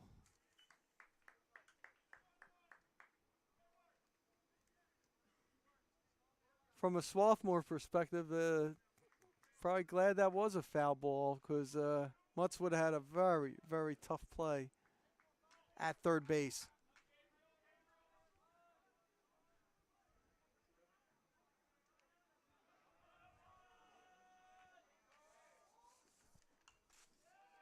Fouls off a tough outside fastball that time. 2-2. To Bunn.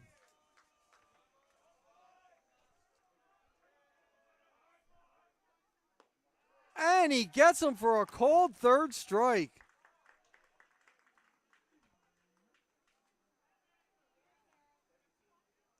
Now back number 14, Garrett Mcelhaney.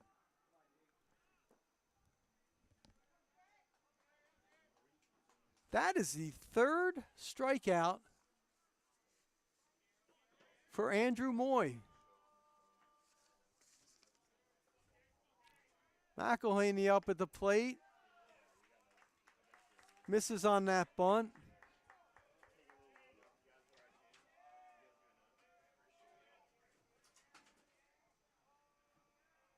McElhaney is 0 for 1 with 2 walks, a stolen base, and a run scored. That time, Moy brushed him back off the plate. 1-1 to count. That's the one thing about McElhaney. He stays close up there by the plate. Sometimes you have to throw it inside to get him away from there. There's a ground ball to second. Jabbar has to make a tough throw, and a nice job by Reynolds keeping his foot on the bag and making the catch for the out.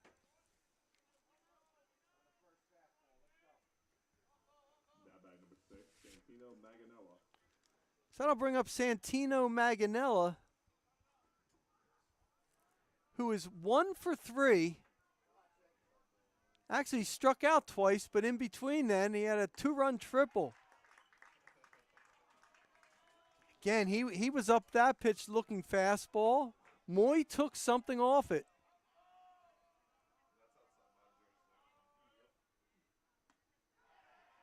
Then comes inside. Did he go? They're saying no.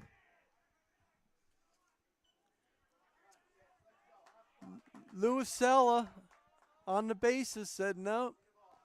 So the count's 1-1. 2 outs here in the top of the 6th inning. Misericordia up 6-0. There's a shot to center field, but Tejada Herzer doesn't have to move very far and makes the catch for the 3rd out. So no runs, hits, and nobody left on base. We're going to the bottom of the 6th inning. 6-0, Misericordia. Well, one of the bright spots, though, in this game to this point has been the pitching of the freshman, Andrew Moy. 3 scoreless innings. He's allowed just 1 hit, and he struck out 3.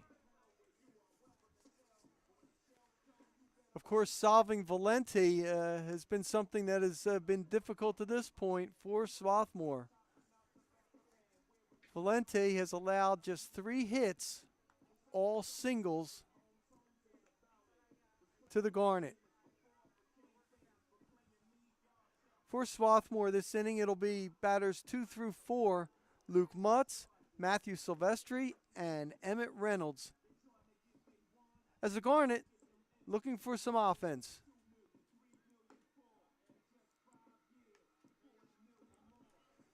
And of course, Mutz has just been an outstanding player for this team.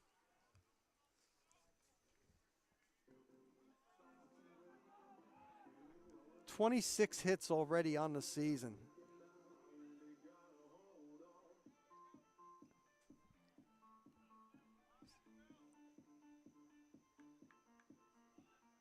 Leading off for the Garnet, number 7, Luke Mutz.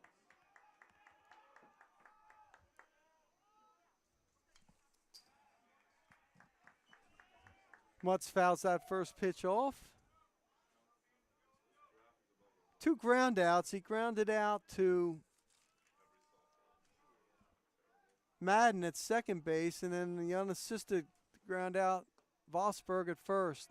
That one just missed, 1-1.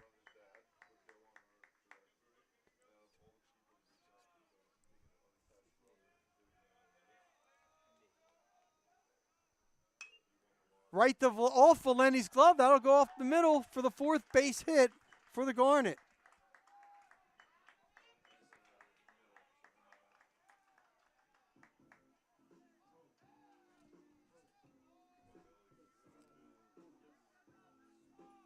So Mutz increases his team leading hit total to 27. 23, Matt Silvestri. And that'll bring up designated hitter Matt Silvestri,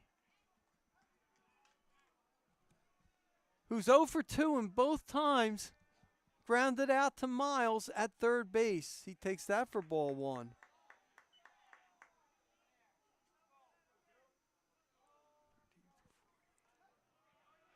Silvestri with 13 hits on the year. Mutz getting a decent lead over at first, and now they're saying Valenti balked.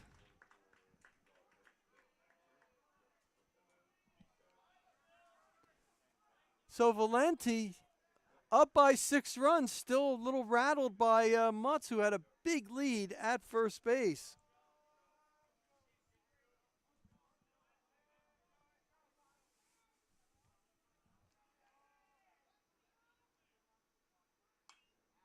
And Silvestri fouls that one off.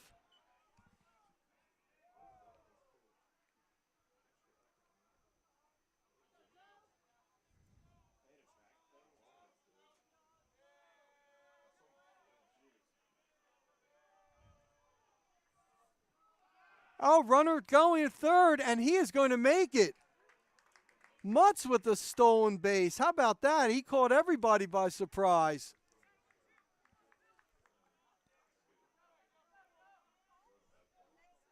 That is Mutz's 10th stolen base on the season.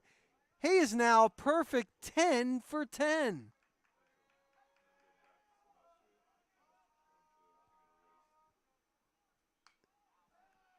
Pop up out of play. 1-2 the count to Matt Silvestri.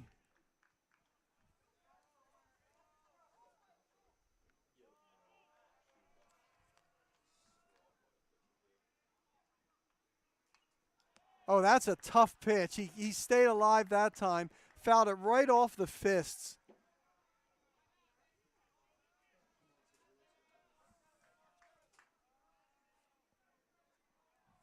Silvestri now hitting .270. Again out of play. Hanging in tough against the left-hander.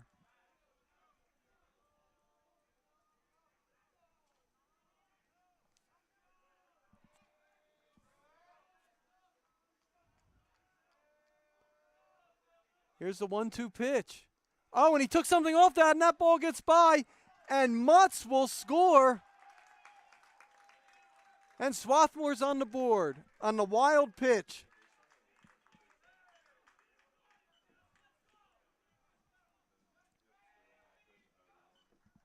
So how about that aggressiveness by Luke Mutz? He singled. Then he got a big lead off first base and caused Valenti to balk, and then surprised everybody by stealing his 10th base. How about Silvestri continuing to stay alive?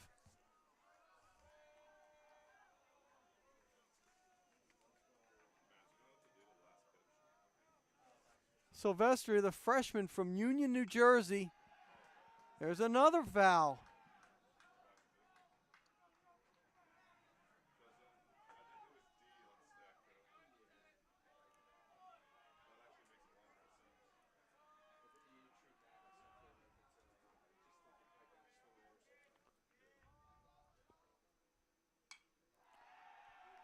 Again out of play. Hey, I'll tell you one thing. You have to really credit this Swarthmore team. I mean, that bench has been alive. You know, you're down 6 runs to start the inning. You haven't had a lot of offense, and they are alive and well on that bench. Breaking ball just missed. 2-2, or make that full count.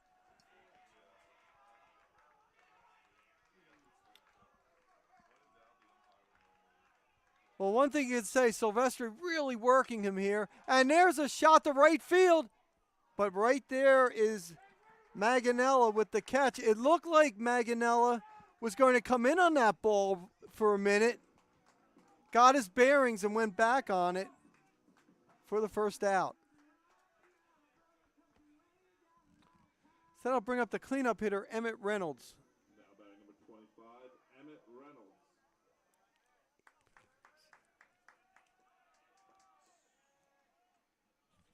Reynolds struck out looking and also walked, officially 0 for 1.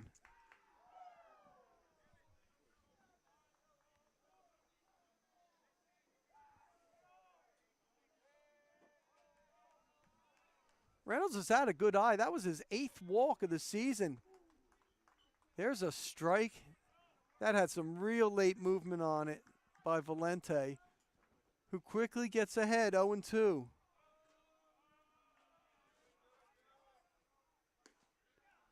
Tries to go outside with the fastball.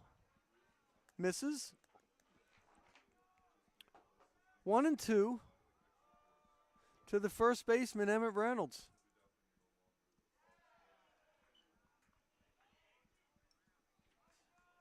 Two and two now. Reynolds has appeared in every game this season. This is his 11th start.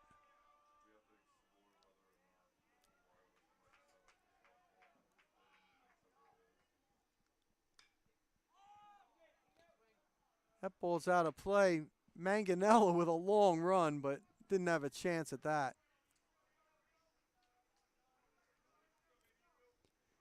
It's interesting, but from both teams, there have been a lot of foul balls down the first base and right field side.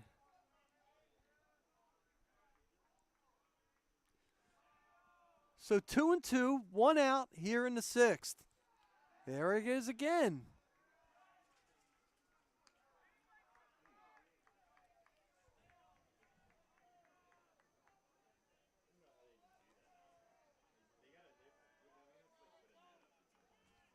We talked about the walks. Reynolds came into the day with an 356 on base percentage. As now he's worked a full count.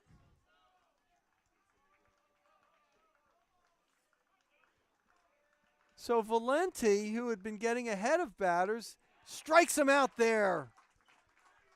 That's a high fastball. That's tough to get around.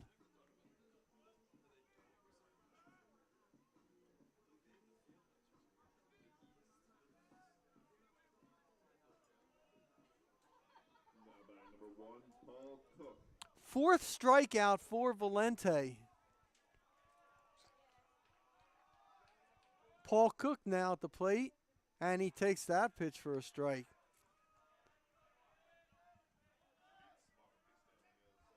Paul 0 for 2. He grounded out, popped out. Swings through that breaking pitch, and Valenti ahead 0 and 2.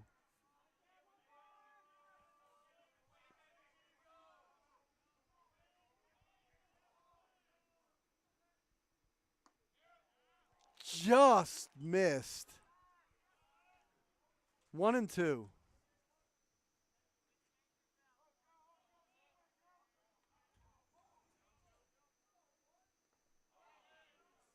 And he gets him and throw over the first by Bollinger for the third out.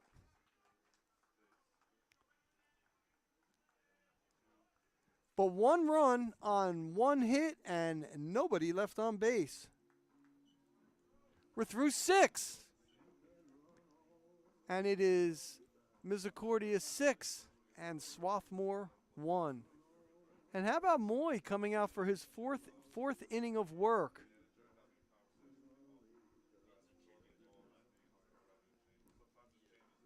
He's been a real bright spot for this game.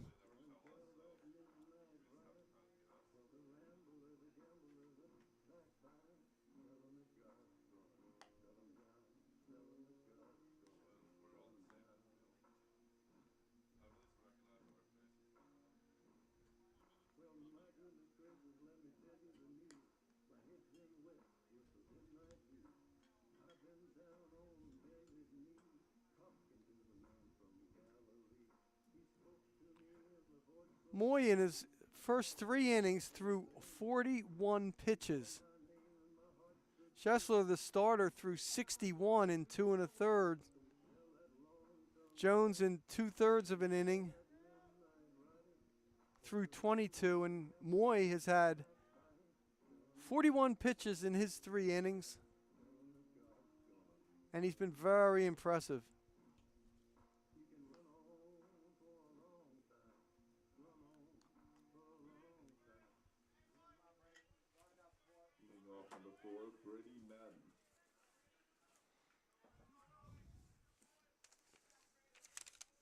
So numbers 3, 4, and 5 up here for Misericordia here in the top of the 7th. Brady Madden to lead things off. And there's a ground ball. Mutz couldn't make the play. That should be an infield base hit. Excuse me, that is an error. E5. That's why they should never leave me near a scorer's table.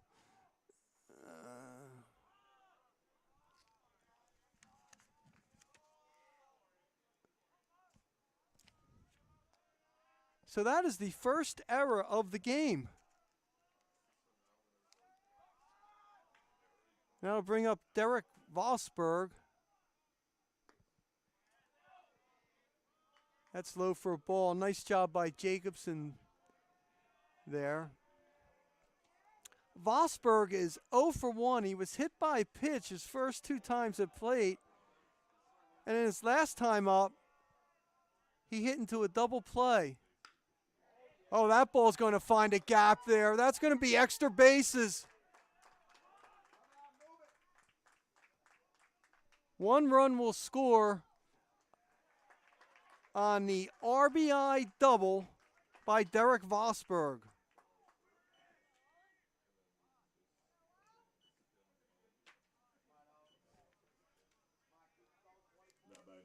for Owen Van Newkirk.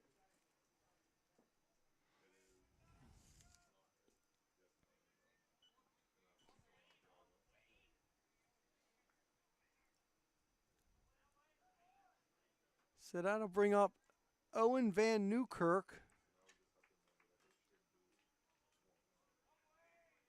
who is 0 for 2 with a walk.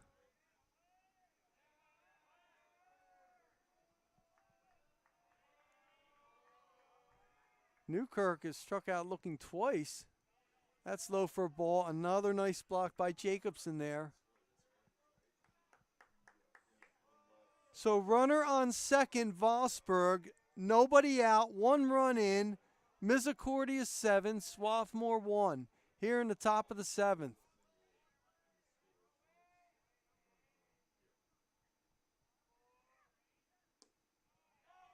Breaking pitch misses for ball 2.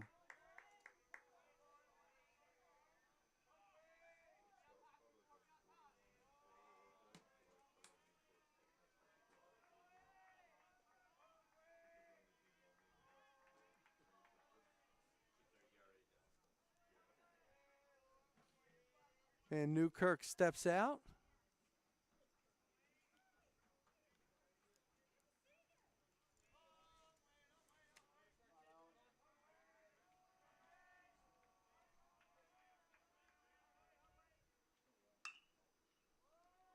Oh, that hit the umpire.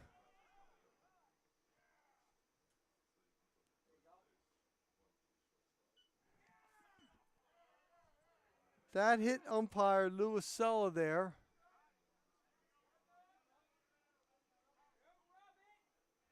Now batting number 1, Austin Miles.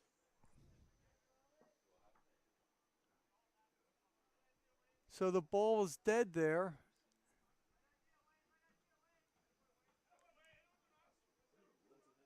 And now the umpires are talking about that. Wilgus and Luisello.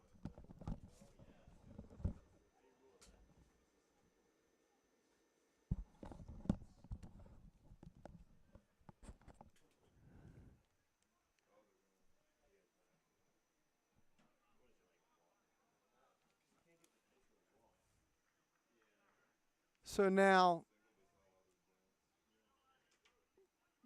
Vosburg has to go back to second on the dead ball. And a single awarded to Van Newkirk. So it's runners at first and second, still nobody out.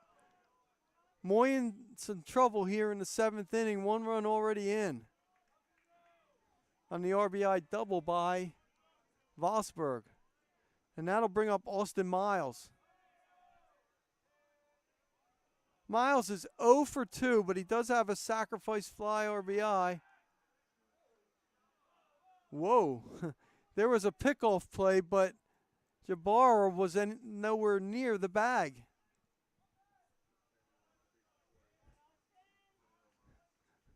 Vosburg was actually looking to see where a fielder was.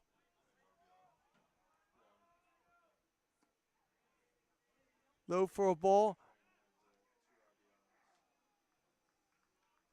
And that time, Jacobson threw to second. You know, I don't know if that was a set play where he did that purposely to go over, because the shortstop, Rothwarg,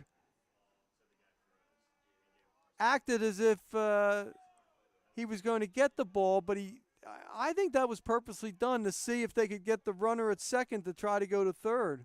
That's interesting. Obviously, I could be wrong on that, but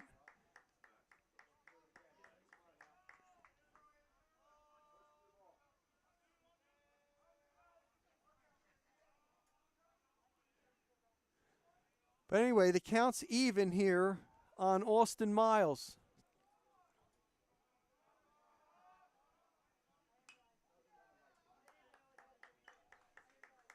Moy ahead, 1-2.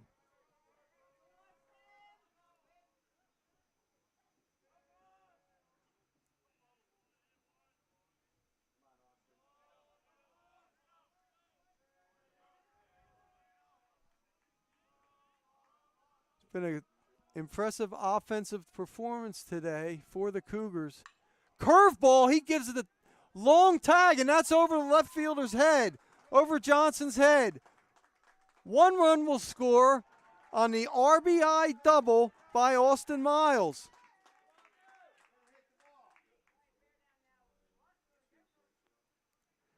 And it is now 8-1 Misericordia.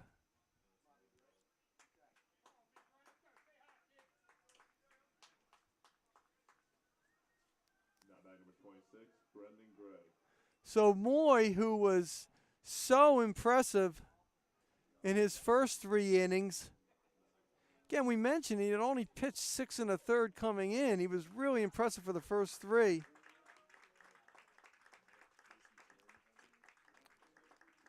He will leave after throwing 3+ here in the 7th inning.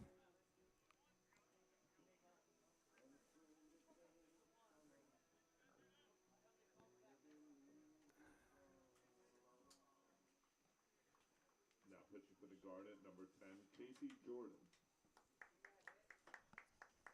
So the 4th Swarthmore pitcher coming into the game, and that'll be sophomore Casey Jordan from Peterborough, New Hampshire, Conville Regional High School.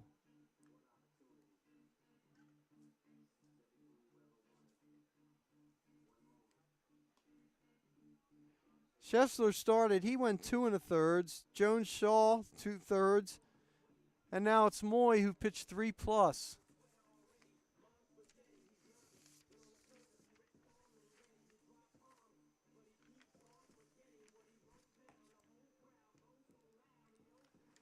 So for Jordan, this will be his 5th appearance, no record, 7.36 ERA, but he's only thrown 3 2/3 innings, 2 walks, no strikeouts.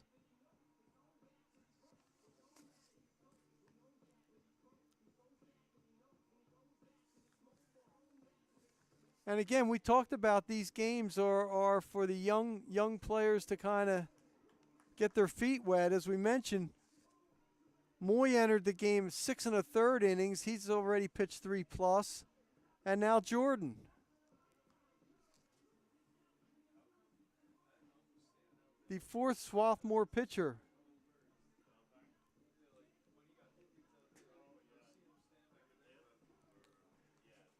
Still nobody out here in the top of the 7th. 2 runs already in. Misericordia leading 8-1.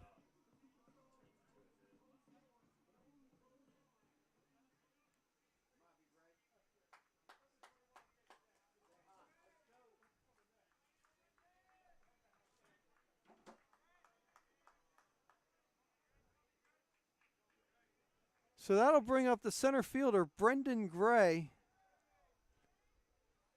who is 2 for 3 with 2 base hits.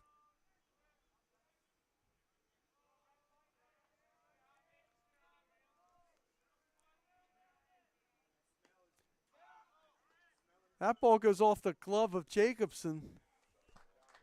That's a pass ball. That scored the 9th run.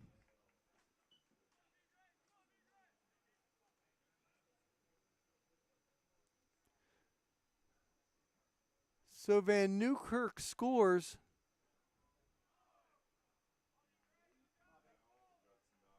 Three runs in here in the 7th.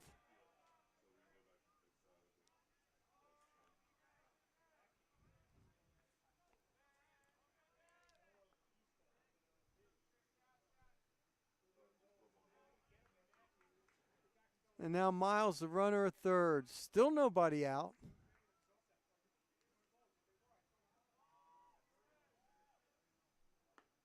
That one's right down the middle for strike one. 1-1 the count.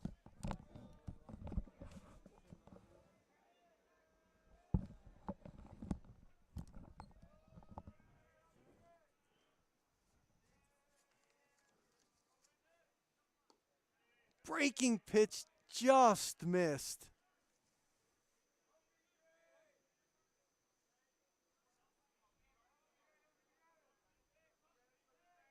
Gray has allowed 4 runs in his brief time, 3 earned. Or excuse me, Jordan, that is. Gray fouls it off, and it's now 2-2 the count.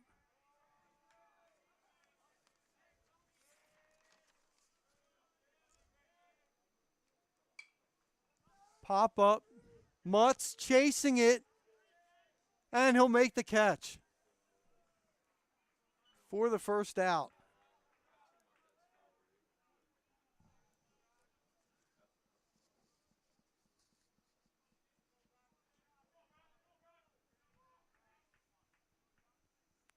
Brock Bollinger, the catcher,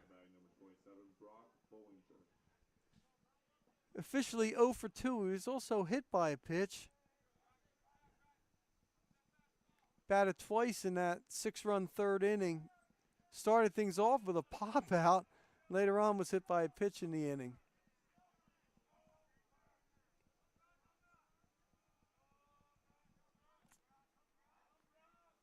So 3 runs in here in the top of the 7th inning. Curveball. That's deep. Off the wall. That'll bring in the 10th run as Misericordia leads 10-1 now on the RBI double by catcher Brock Bollinger.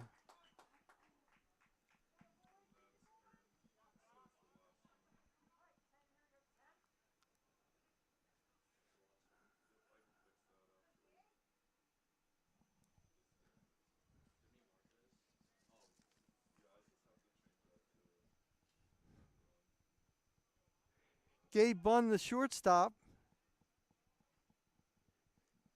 He's been on base twice today with a double walk, also struck out.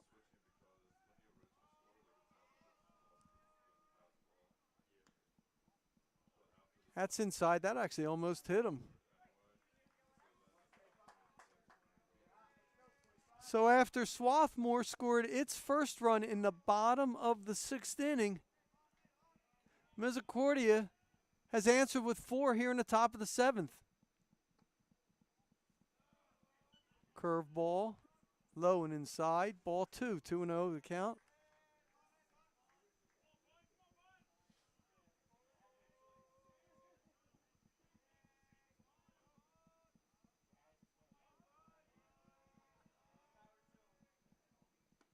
There's a strike right down the middle.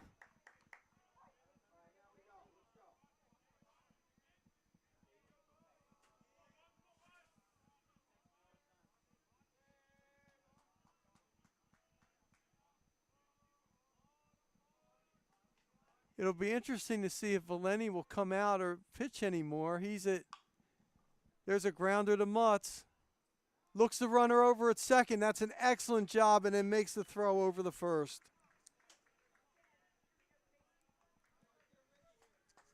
Runner at second. Bollinger held up. And that'll bring the top of the order up. Garrett Mcelhaney.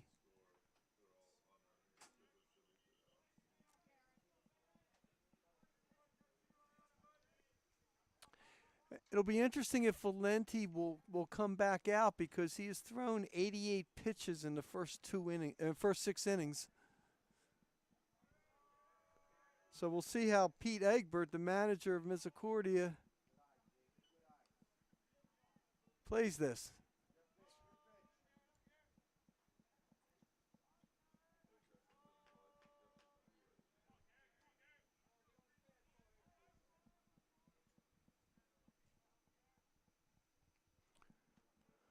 Bollinger, the 2-out runner at second base. The dangerous leadoff hitter, Garrett Mcelhaney, at the plate. And there's a ground ball. Jabara over the first for the 3rd out. But 4 runs on 4 hits, 1 error, and 1 left on base. Entering the bottom of the 7th, it is 10-1 Misericordia over Swarthmore. Now we'll see if we talked again about it. Valenti had 88 pitches And he is not coming out. There will be a new pitcher into the game. That'll be Tommy Tracy,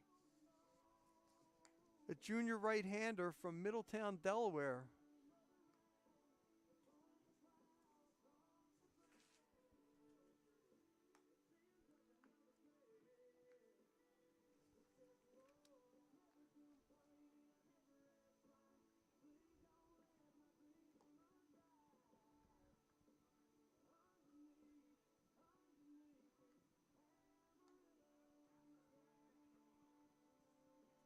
So for Valeni, 6 innings pitched, 1 run earned, 4 hits, a walk, and 5 strikeouts.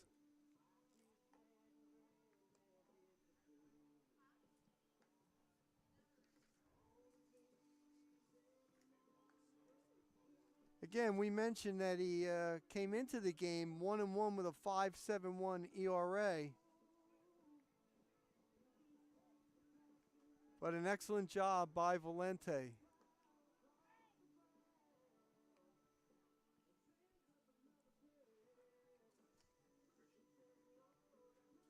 Tommy Tracy, this is just his 3rd appearance of the season. He's only pitched 3 innings.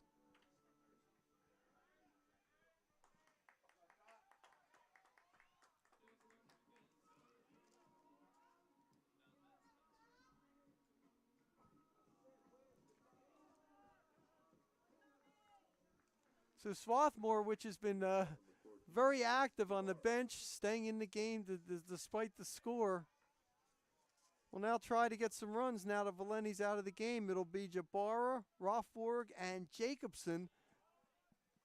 Pitching for the Cougars is number 3, Tommy Tracy.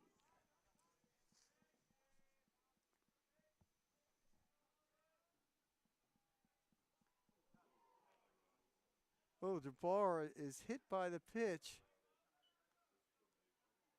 And he has been on base all 3 times. 2 singles and hit by the pitch.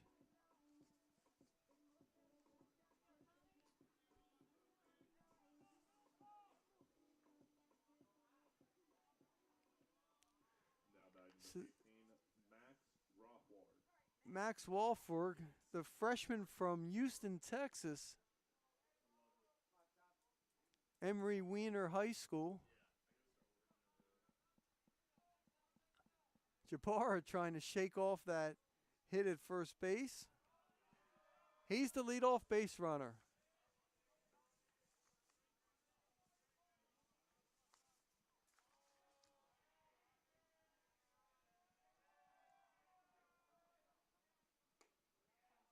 There's a strike.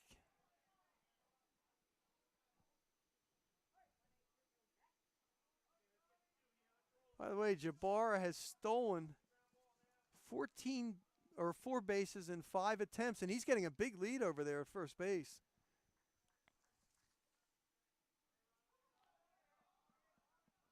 Remember the previous inning, Swarthmore's down 6-0. That didn't stop Mutz from stealing a base.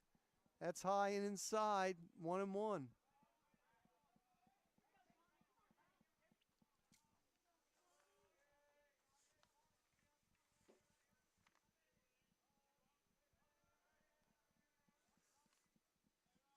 Tracy the junior from Middletown, Delaware, Carvel Academy.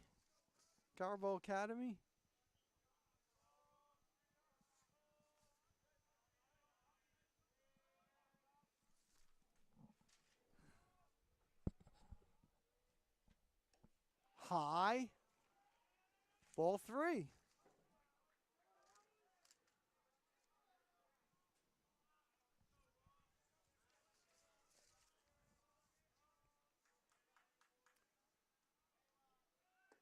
Runner going. And that's an excellent throw, and he is out. Bollinger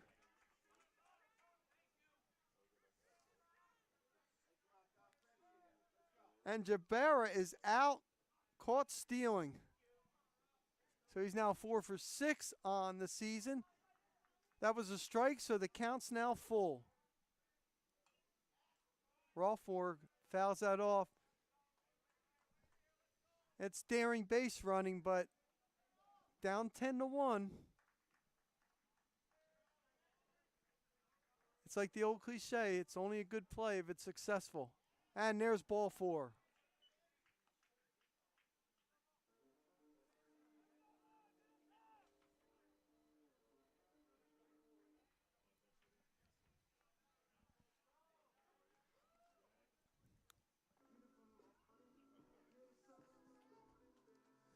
We're going to have a pinch hitter coming up here for Swarthmore. Number 33, Jack Fitzgerald. Now batting number 33, Joe Radin.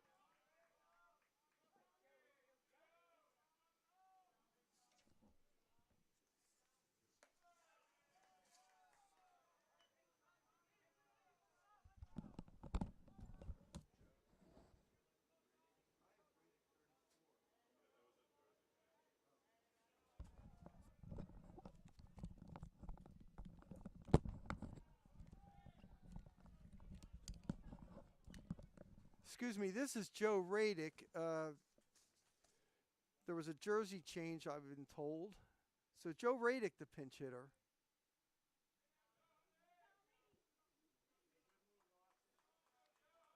Two 2-0 to count to Radick.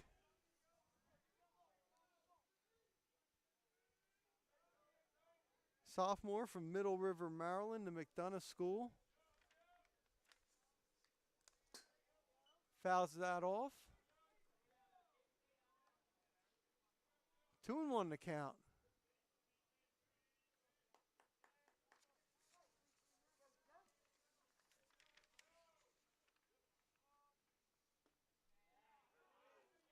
Strike 2, 2-2 to count.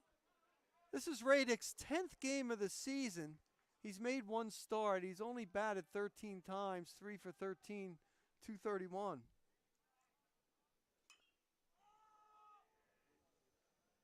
That ball just foul. Long run by Miles from third base there.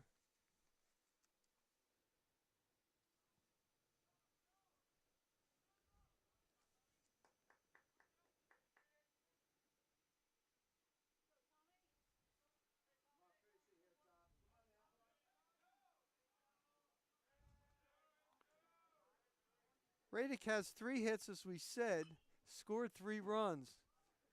Grounder, third to second. They did not get the double play. Miles to Madden for the force. And the second out.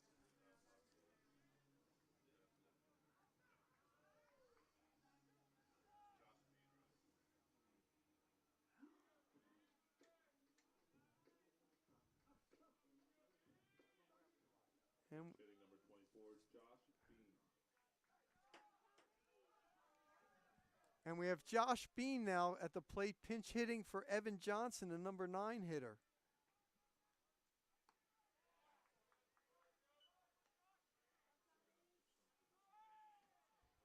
This is Bean's 15th game of the season. He's hitting .217 with an RBI. Takes that for a strike. 2.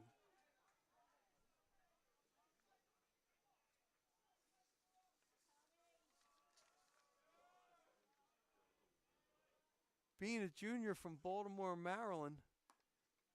Outside, ball 1. Tommy Tracy in his first inning of work here in the 7th inning for Misericordia. Cougars up 10-1.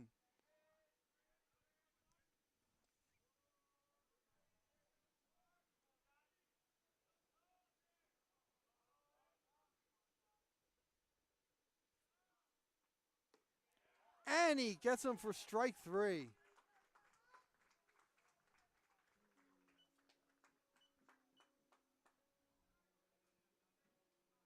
So no runs, hits, one left on base. We're through 7, and it is Misericordia 10 and Swarthmore 1.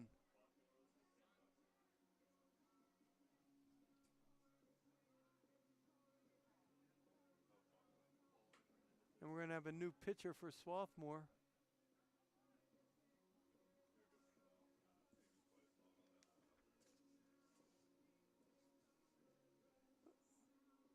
Looks like senior Zach Camp.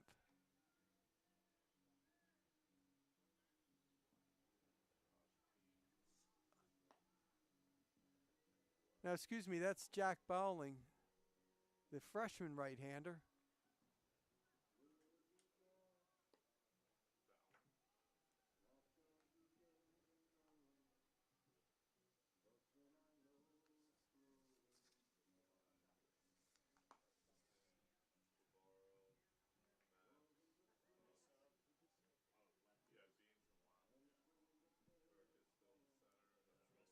So Jordan went 1 inning. This is be the 5th pitcher for Swarthmore.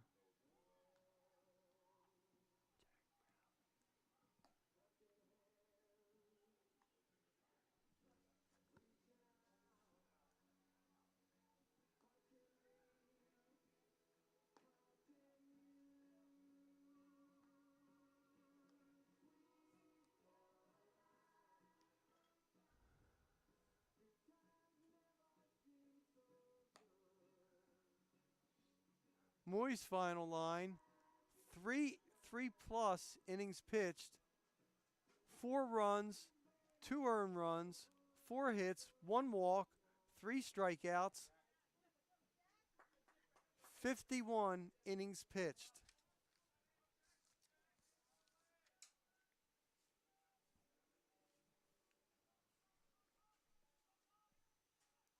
We're going to have a pinch hitter here for Misericordia. That'll be Jack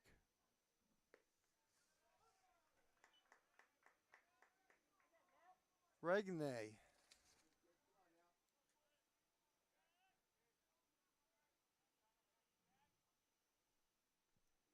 Regnay pinch hitting for Santino Manganiello.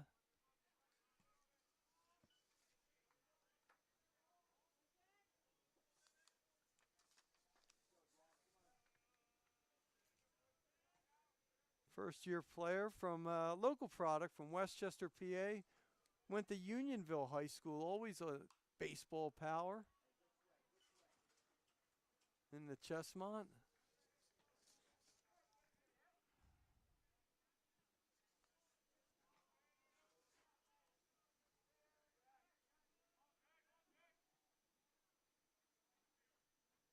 This is only the 2nd at-bat of the season for Regnay, but he has scored 5 runs.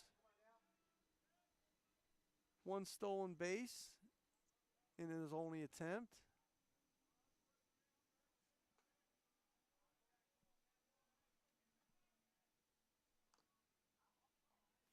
Fouled off, counts 2-2. He's pinch hitting for Santino Manganiello, who was 1 for 4 but had a big 2-run triple in the 6-run 3rd inning for the Cougars. Cougars have had 2 big innings. Stays alive with that, and count remains 2-2.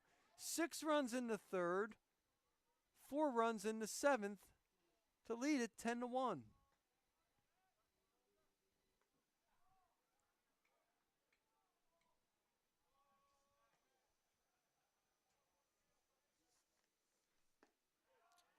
And he strikes him out looking.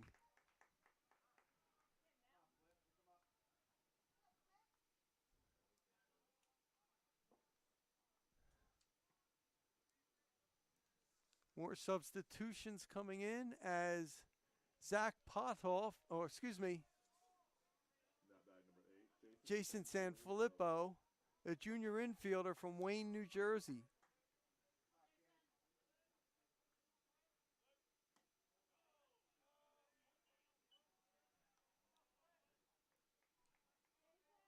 And he's pinch hitting for Brady Madden, who was 1 for 3 with a double, couple runs scored. That one's off his foot.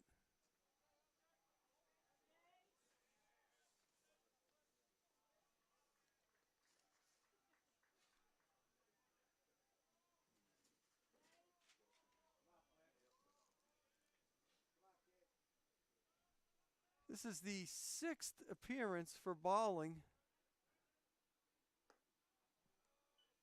Outside.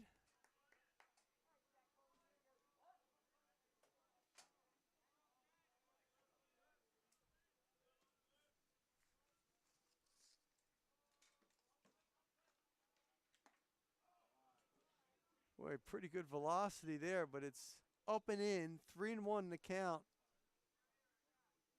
to San Filippo.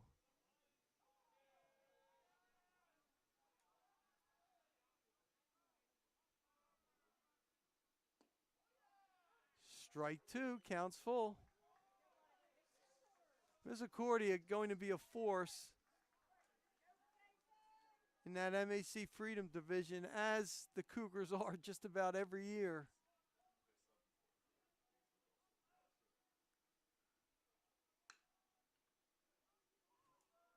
There's a deep fly. Oh, that's a tough play, but making it in right field is Cook. Now batting number 30, Derek Vosberg. That was a tough play for Cook. He stayed with it.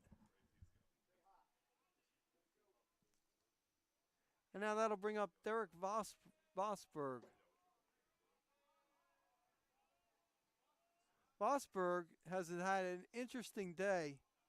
Been on base 3 times. He's been hit by a pitch twice, grounded into a double play, and had a double in the 4-run 7th inning.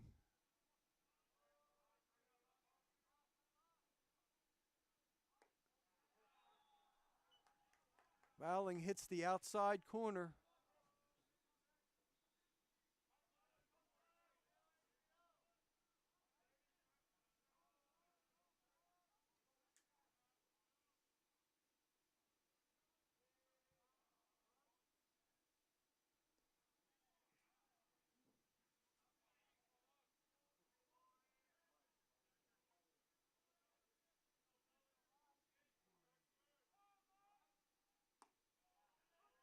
Strike 2.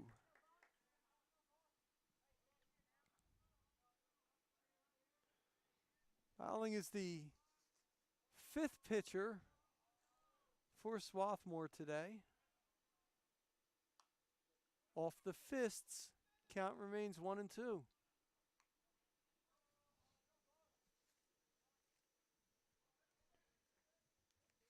course, we mentioned Swarthmore tomorrow has to visit the Sales, a team that is 6-7 on the season, and a team that will face both these teams this week.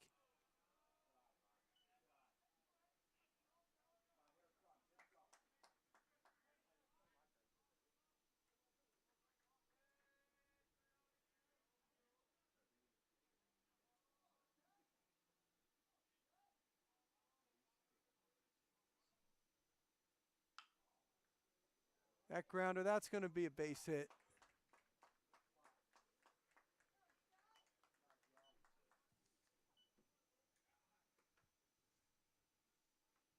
So Vosberg is on base for the 4th time today. Now batting number 42, Joe Cummings. And that'll bring up another pinch hitter, number 42, Joe Cummings.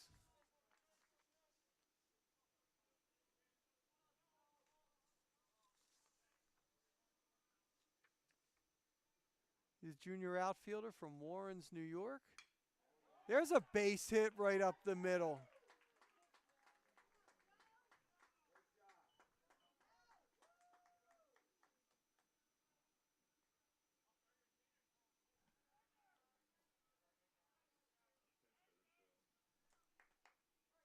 So back-to-back 2-out base hits. And pinch hitting for Austin Miles is Josh Berger. This is only his 7th at bat of the season.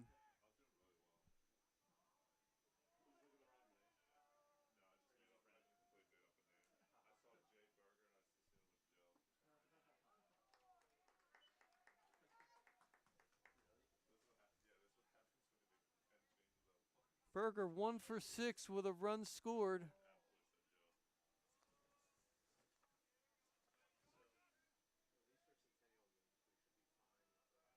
First-year player from Montoursville, PA.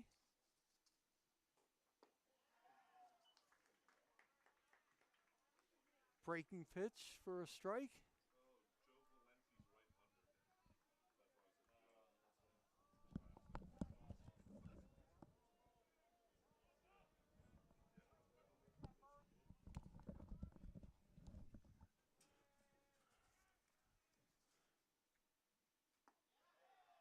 And he gets him for a called third strike.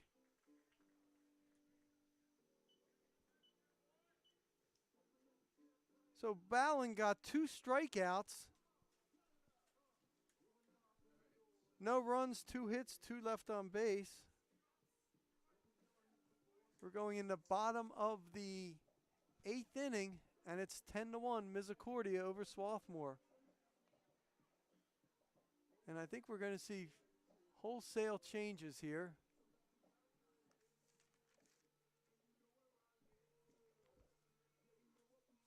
First off, it looks like the new pitcher is Justin Calvarese, sophomore right-hander.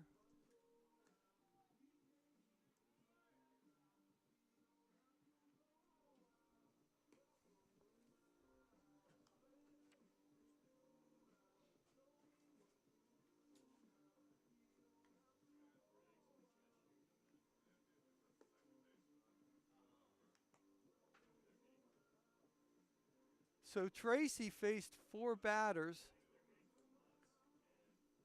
19 pitches in his 1 inning of 1 scoreless inning. No hits, 1 walk, and 1 strikeout.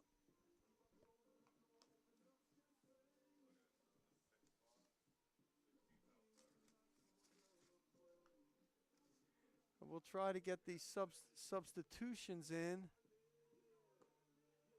Sanfilippo stays in and plays second base.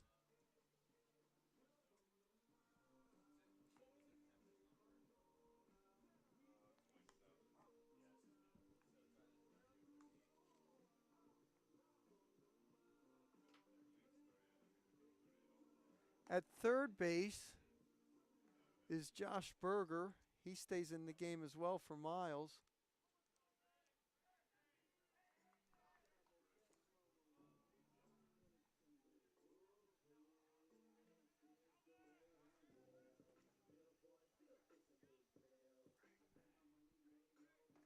Looks like Regnay's in right field.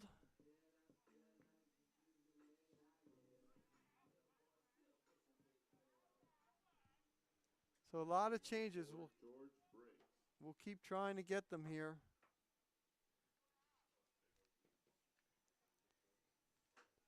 And for Swarthmore, here in the top of the 8th, we have a pinch hitter as well. This will be George Briggs,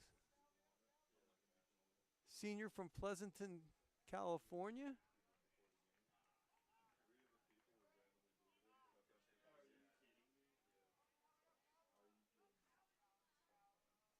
Briggs replaces Kirk Tejada Herzer.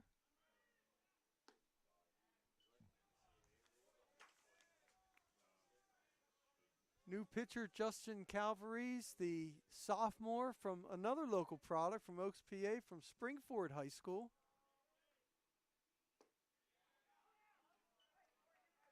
Strike 1-1.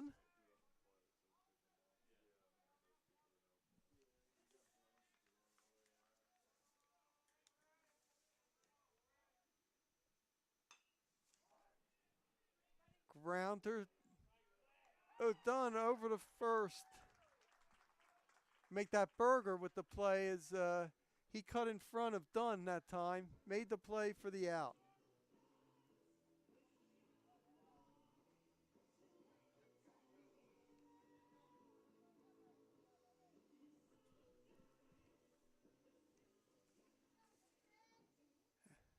And that'll bring up Jeff Sue, the sophomore from Charlottesville, Virginia. He's up for Luke Mutz. Takes that first pitch for ball one.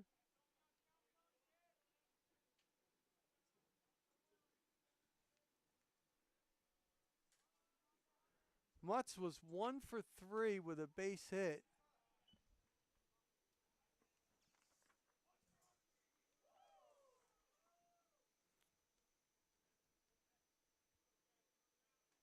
Shu looking for his first hit of the season, but he's only had 4 at-bats. That's low for ball 2. 2-1 the count.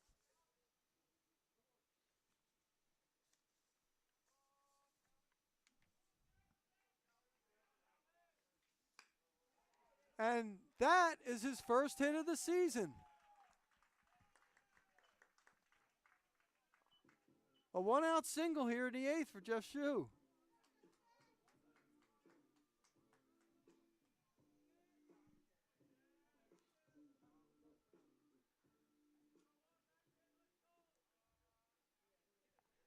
Now to bring up Matt Silvestri, the DH.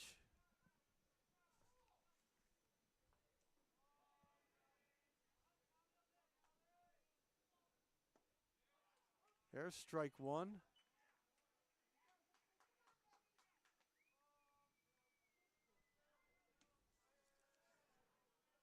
Silvestri 0 for 3. 2 ground outs and a fly out to center field. Low for a ball. 1-1 to count. He's now hitting .282.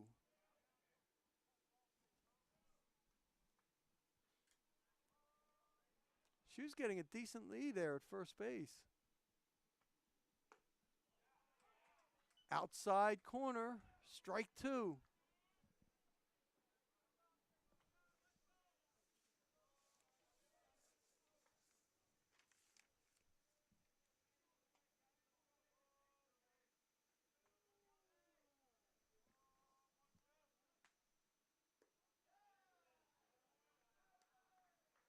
Low, 2-2.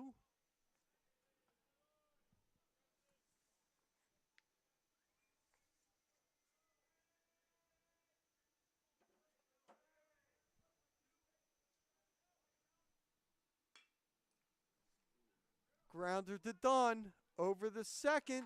Sanfilippo first for the double play.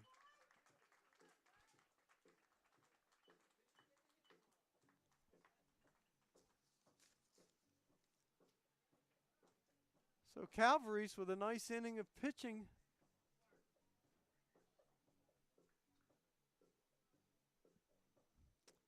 And now we'll look for the defensive changes as well for Swarthmore.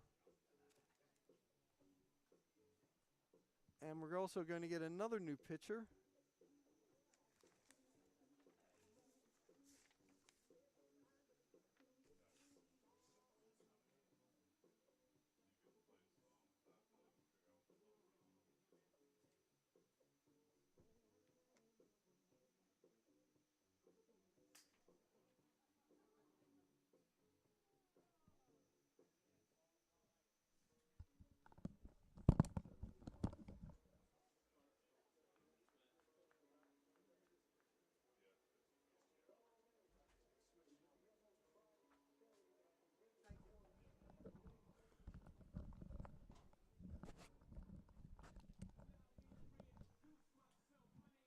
Okay, this is the second part of the switch numbers. So this will be Fitzgerald coming onto the mound for Swarthmore. Jack Fitzgerald, a sophomore right-hander from New York, Horace Greeley High School.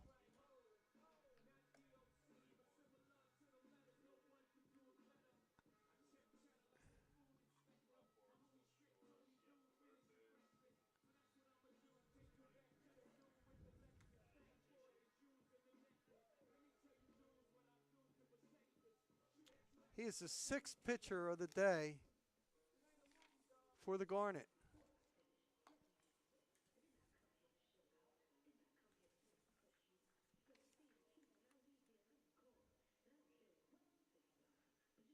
Fitzgerald 0-1. This is only his, with a 3.0 ERA, this is only his 3rd appearance. He's only pitched 3 innings. It's kind of been all or nothing. 5 walks, but 6 strikeouts.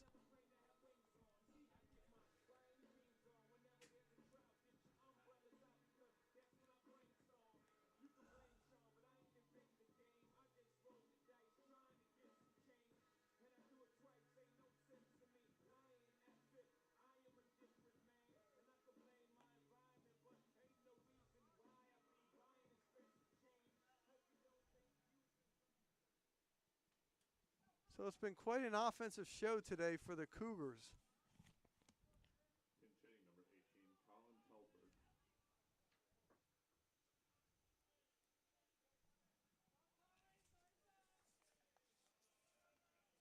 And the group of pinch hitters continue. Colin Telford now in number 18 for the Cougars.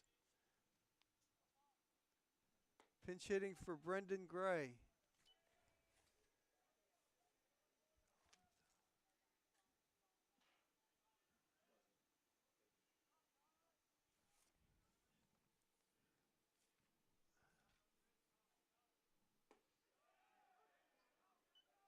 There's a strike.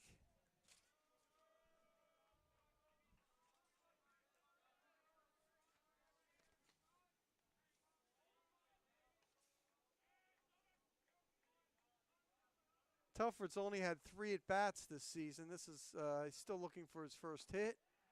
Couldn't catch up with that fastball from Fitzgerald for the first out.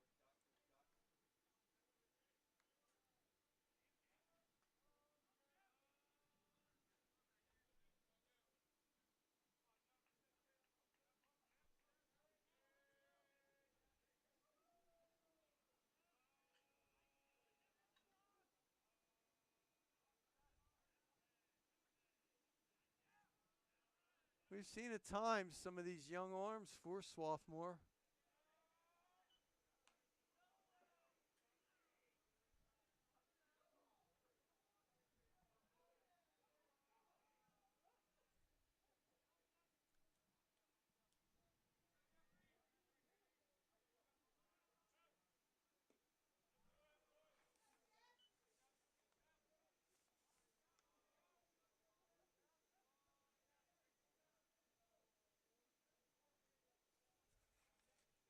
Pinch hitter here, it's Jeff Policarpio.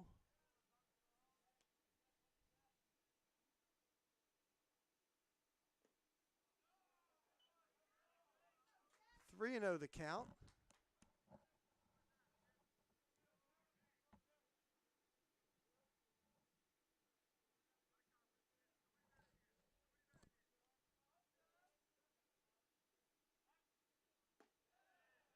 Boy, Fitzgerald, you could hear the glove popping with that fastball of his.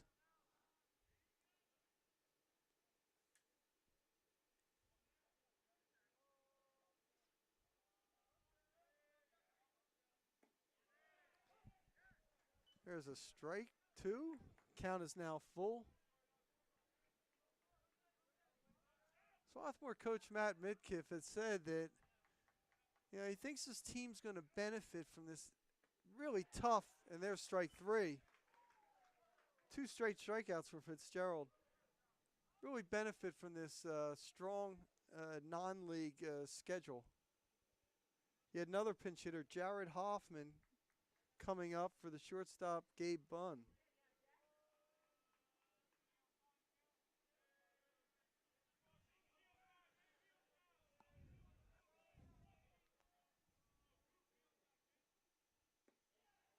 Hoffman, a first-year player from Middletown, Delaware, another player from Caravel Academy. We saw Tommy Tracy, one of the pitchers that came in, also from Caravel Academy.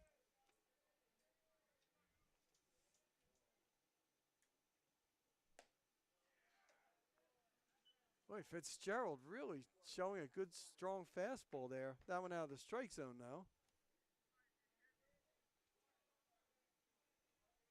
This is only Hoffman's second or third at bat of the season.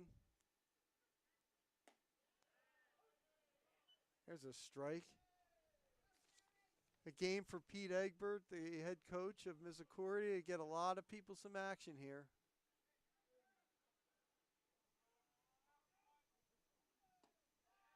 And strike two.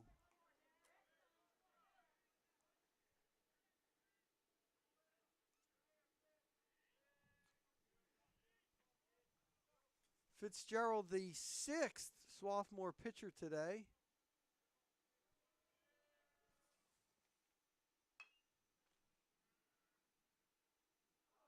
Oh, ball's bobbled at first.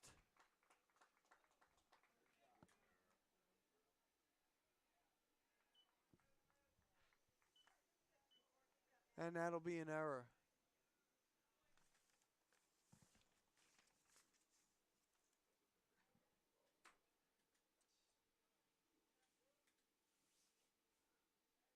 I believe that's Andrew Olson at first base. Again, there have been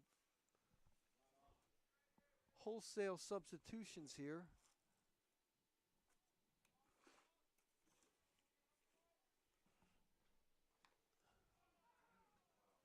And that batter is hit by pitch.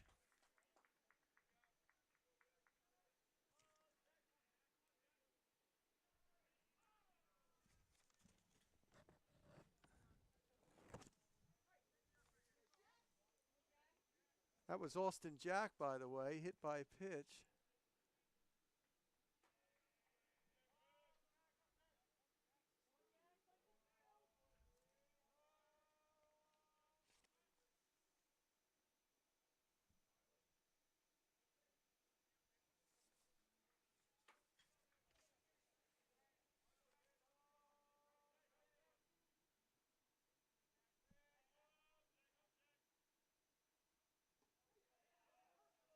There's a strike.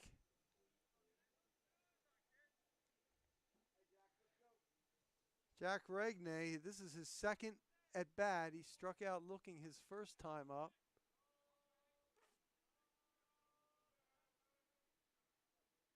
Runners at first and second, 2 outs. Here in the top of the ninth, Misericordia leading Swarthmore 10-1.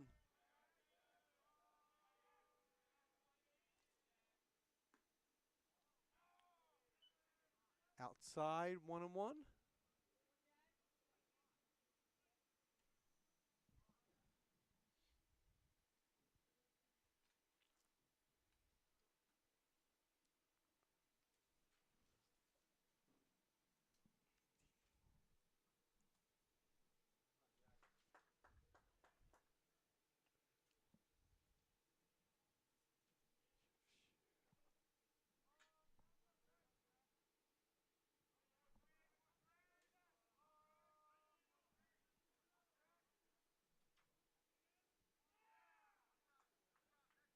Looks like a balk, and now we have runners at second and third.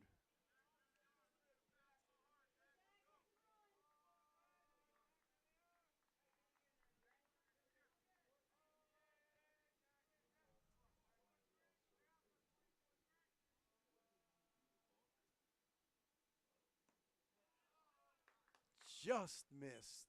2-1.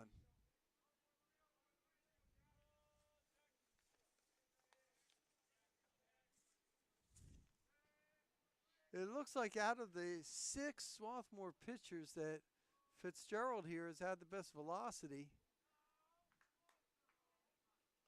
Outside, 3-1.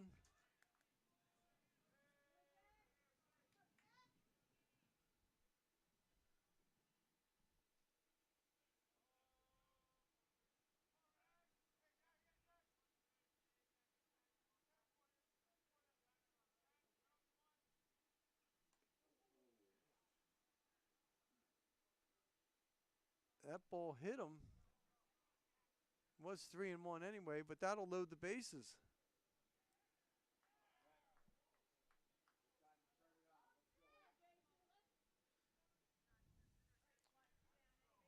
So Jason Sanfilippo will get his second at bat since coming in. He flew out the right his first time up.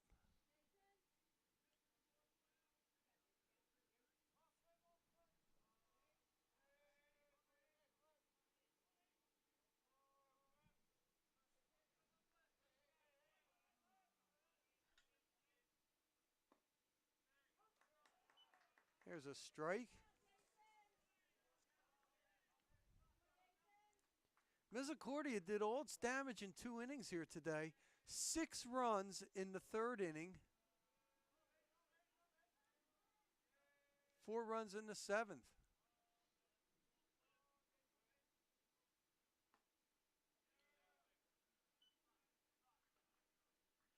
Ball 1, 1-1 to count. As we said, even though this score is lopsided, these are important games for the reserves that come in. You never know with injuries, and especially the pitching staff too. You never know. You're always on audition, no matter what the score is. Grounder to second, over to first.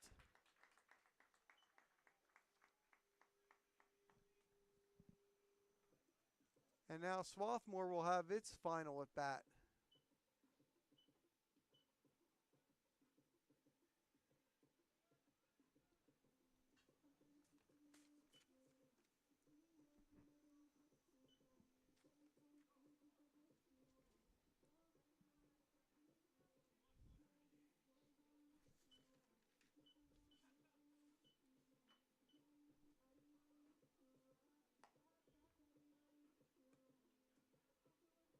And yet another new pitcher into the game, Kyle Kane, a junior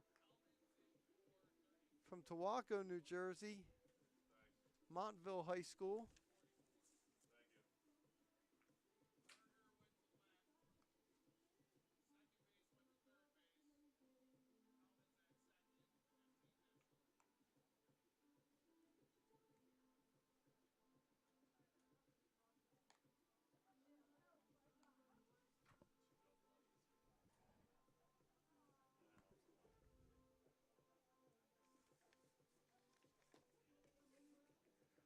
So Kane is making his 3rd appearance. He's 1-1 with a 2.25 ERA. He's only pitched 4 innings this year, 3 hits, 1 earned run, 1 walk, 9 strikeouts. Wow. 9-1 strikeout to walk ratio for Kyle Kane.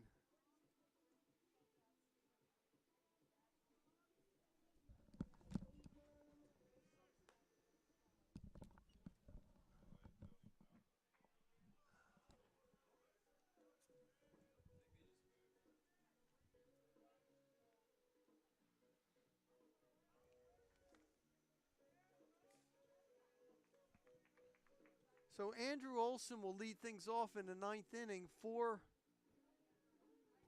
Swarthmore. He was in the first base.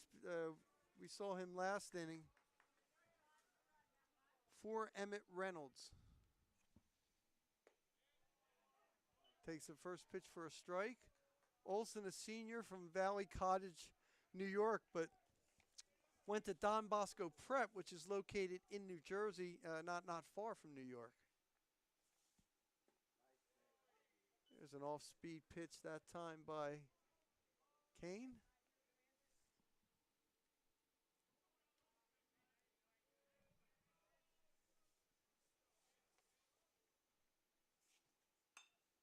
Olson goes the other way, but caught in right field by Regne. So that's the first out.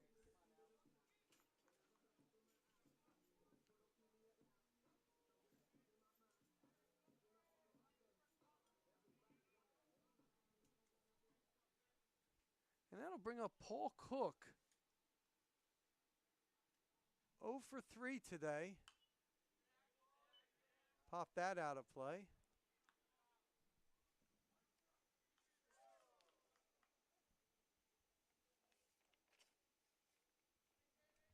Also, Policarpio is behind the plate. We saw him bat the previous inning. And that'll drop in for a base hit. So Cook's a one-out base runner.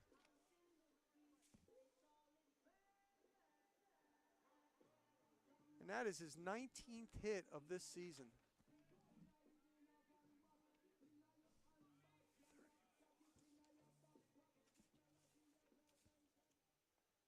Maxwell Beating's now up, getting his first plate appearance.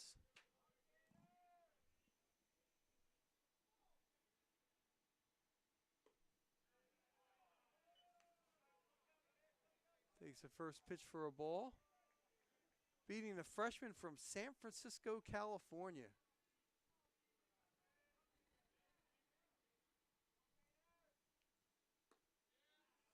Strike one on the outside corner by Kane.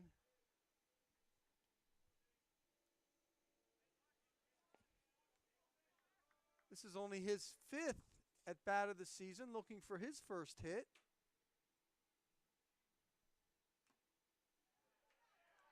Gets a healthy cut at that. Kane ahead now, 1-2.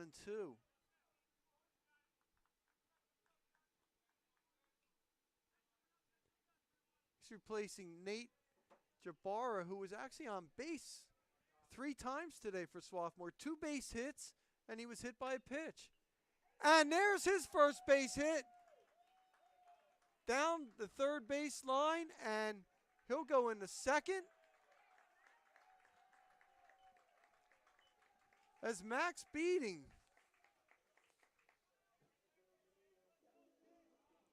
gets his first college hit. How about that?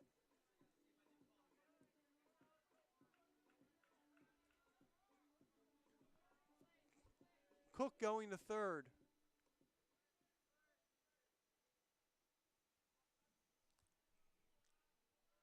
And that'll bring up Max Rothborg, who is 1 for 2 with a single, a ground out, and also a walk.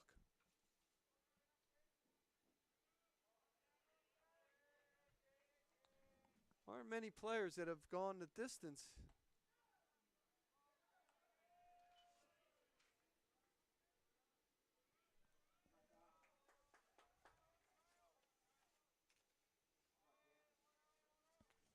Benjamin Buckman on deck. He's going to be coming into the game. Pop up.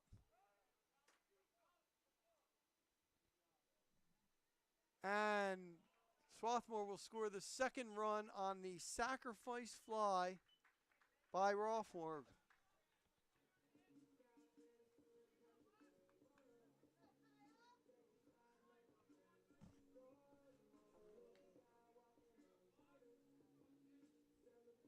Beating remains at second now.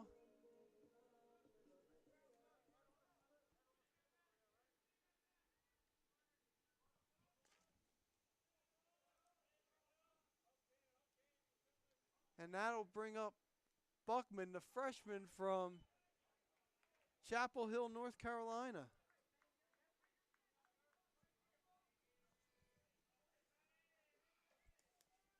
You can see Kane throws hard. We said he had the 9 strikeouts this year.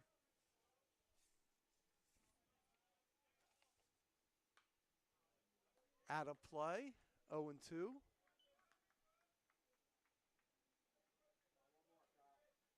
Buckman looking for his first hit.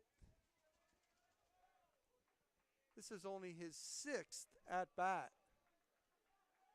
So a lot of people got playing time for both teams here. Just missed. I think Kane thought he had that.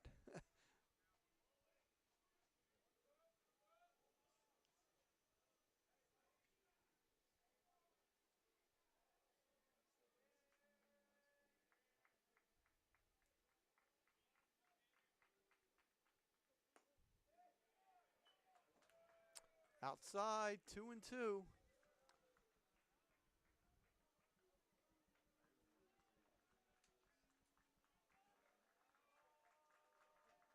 So Swarthmore with a run in the 6th and now a run here in the 9th inning, trailing 10-2. Low. Policarpio doing a nice job on that block there, and the count's full.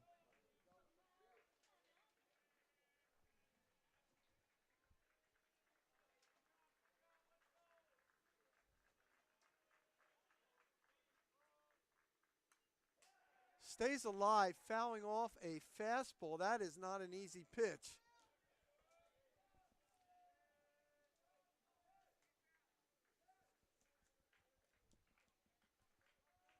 With all the offense, this game has just gone past the 3-hour mark.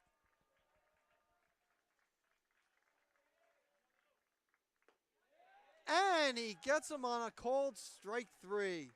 So that'll do it.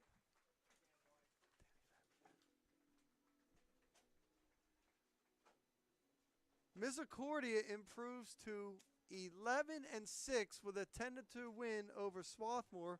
Swarthmore drops to 6-11. 10-11-0 for the winning Cougars. 2-7-2 for Swarthmore.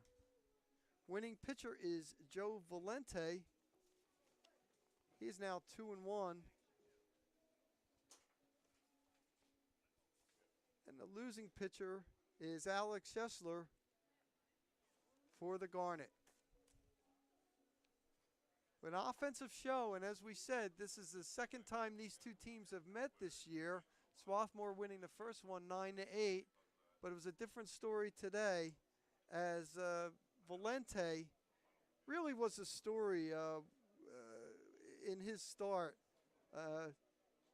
He faced 23 batters on the day. We talked about 88 pitches, 6 innings pitched, 1 run, 4 hits, 1 earned run, 1 walk, and 5 strikeouts. So a very impressive performance by the left-hander, who is now 2-1 on the season. Meanwhile, Schessler drops to 2-1 as well.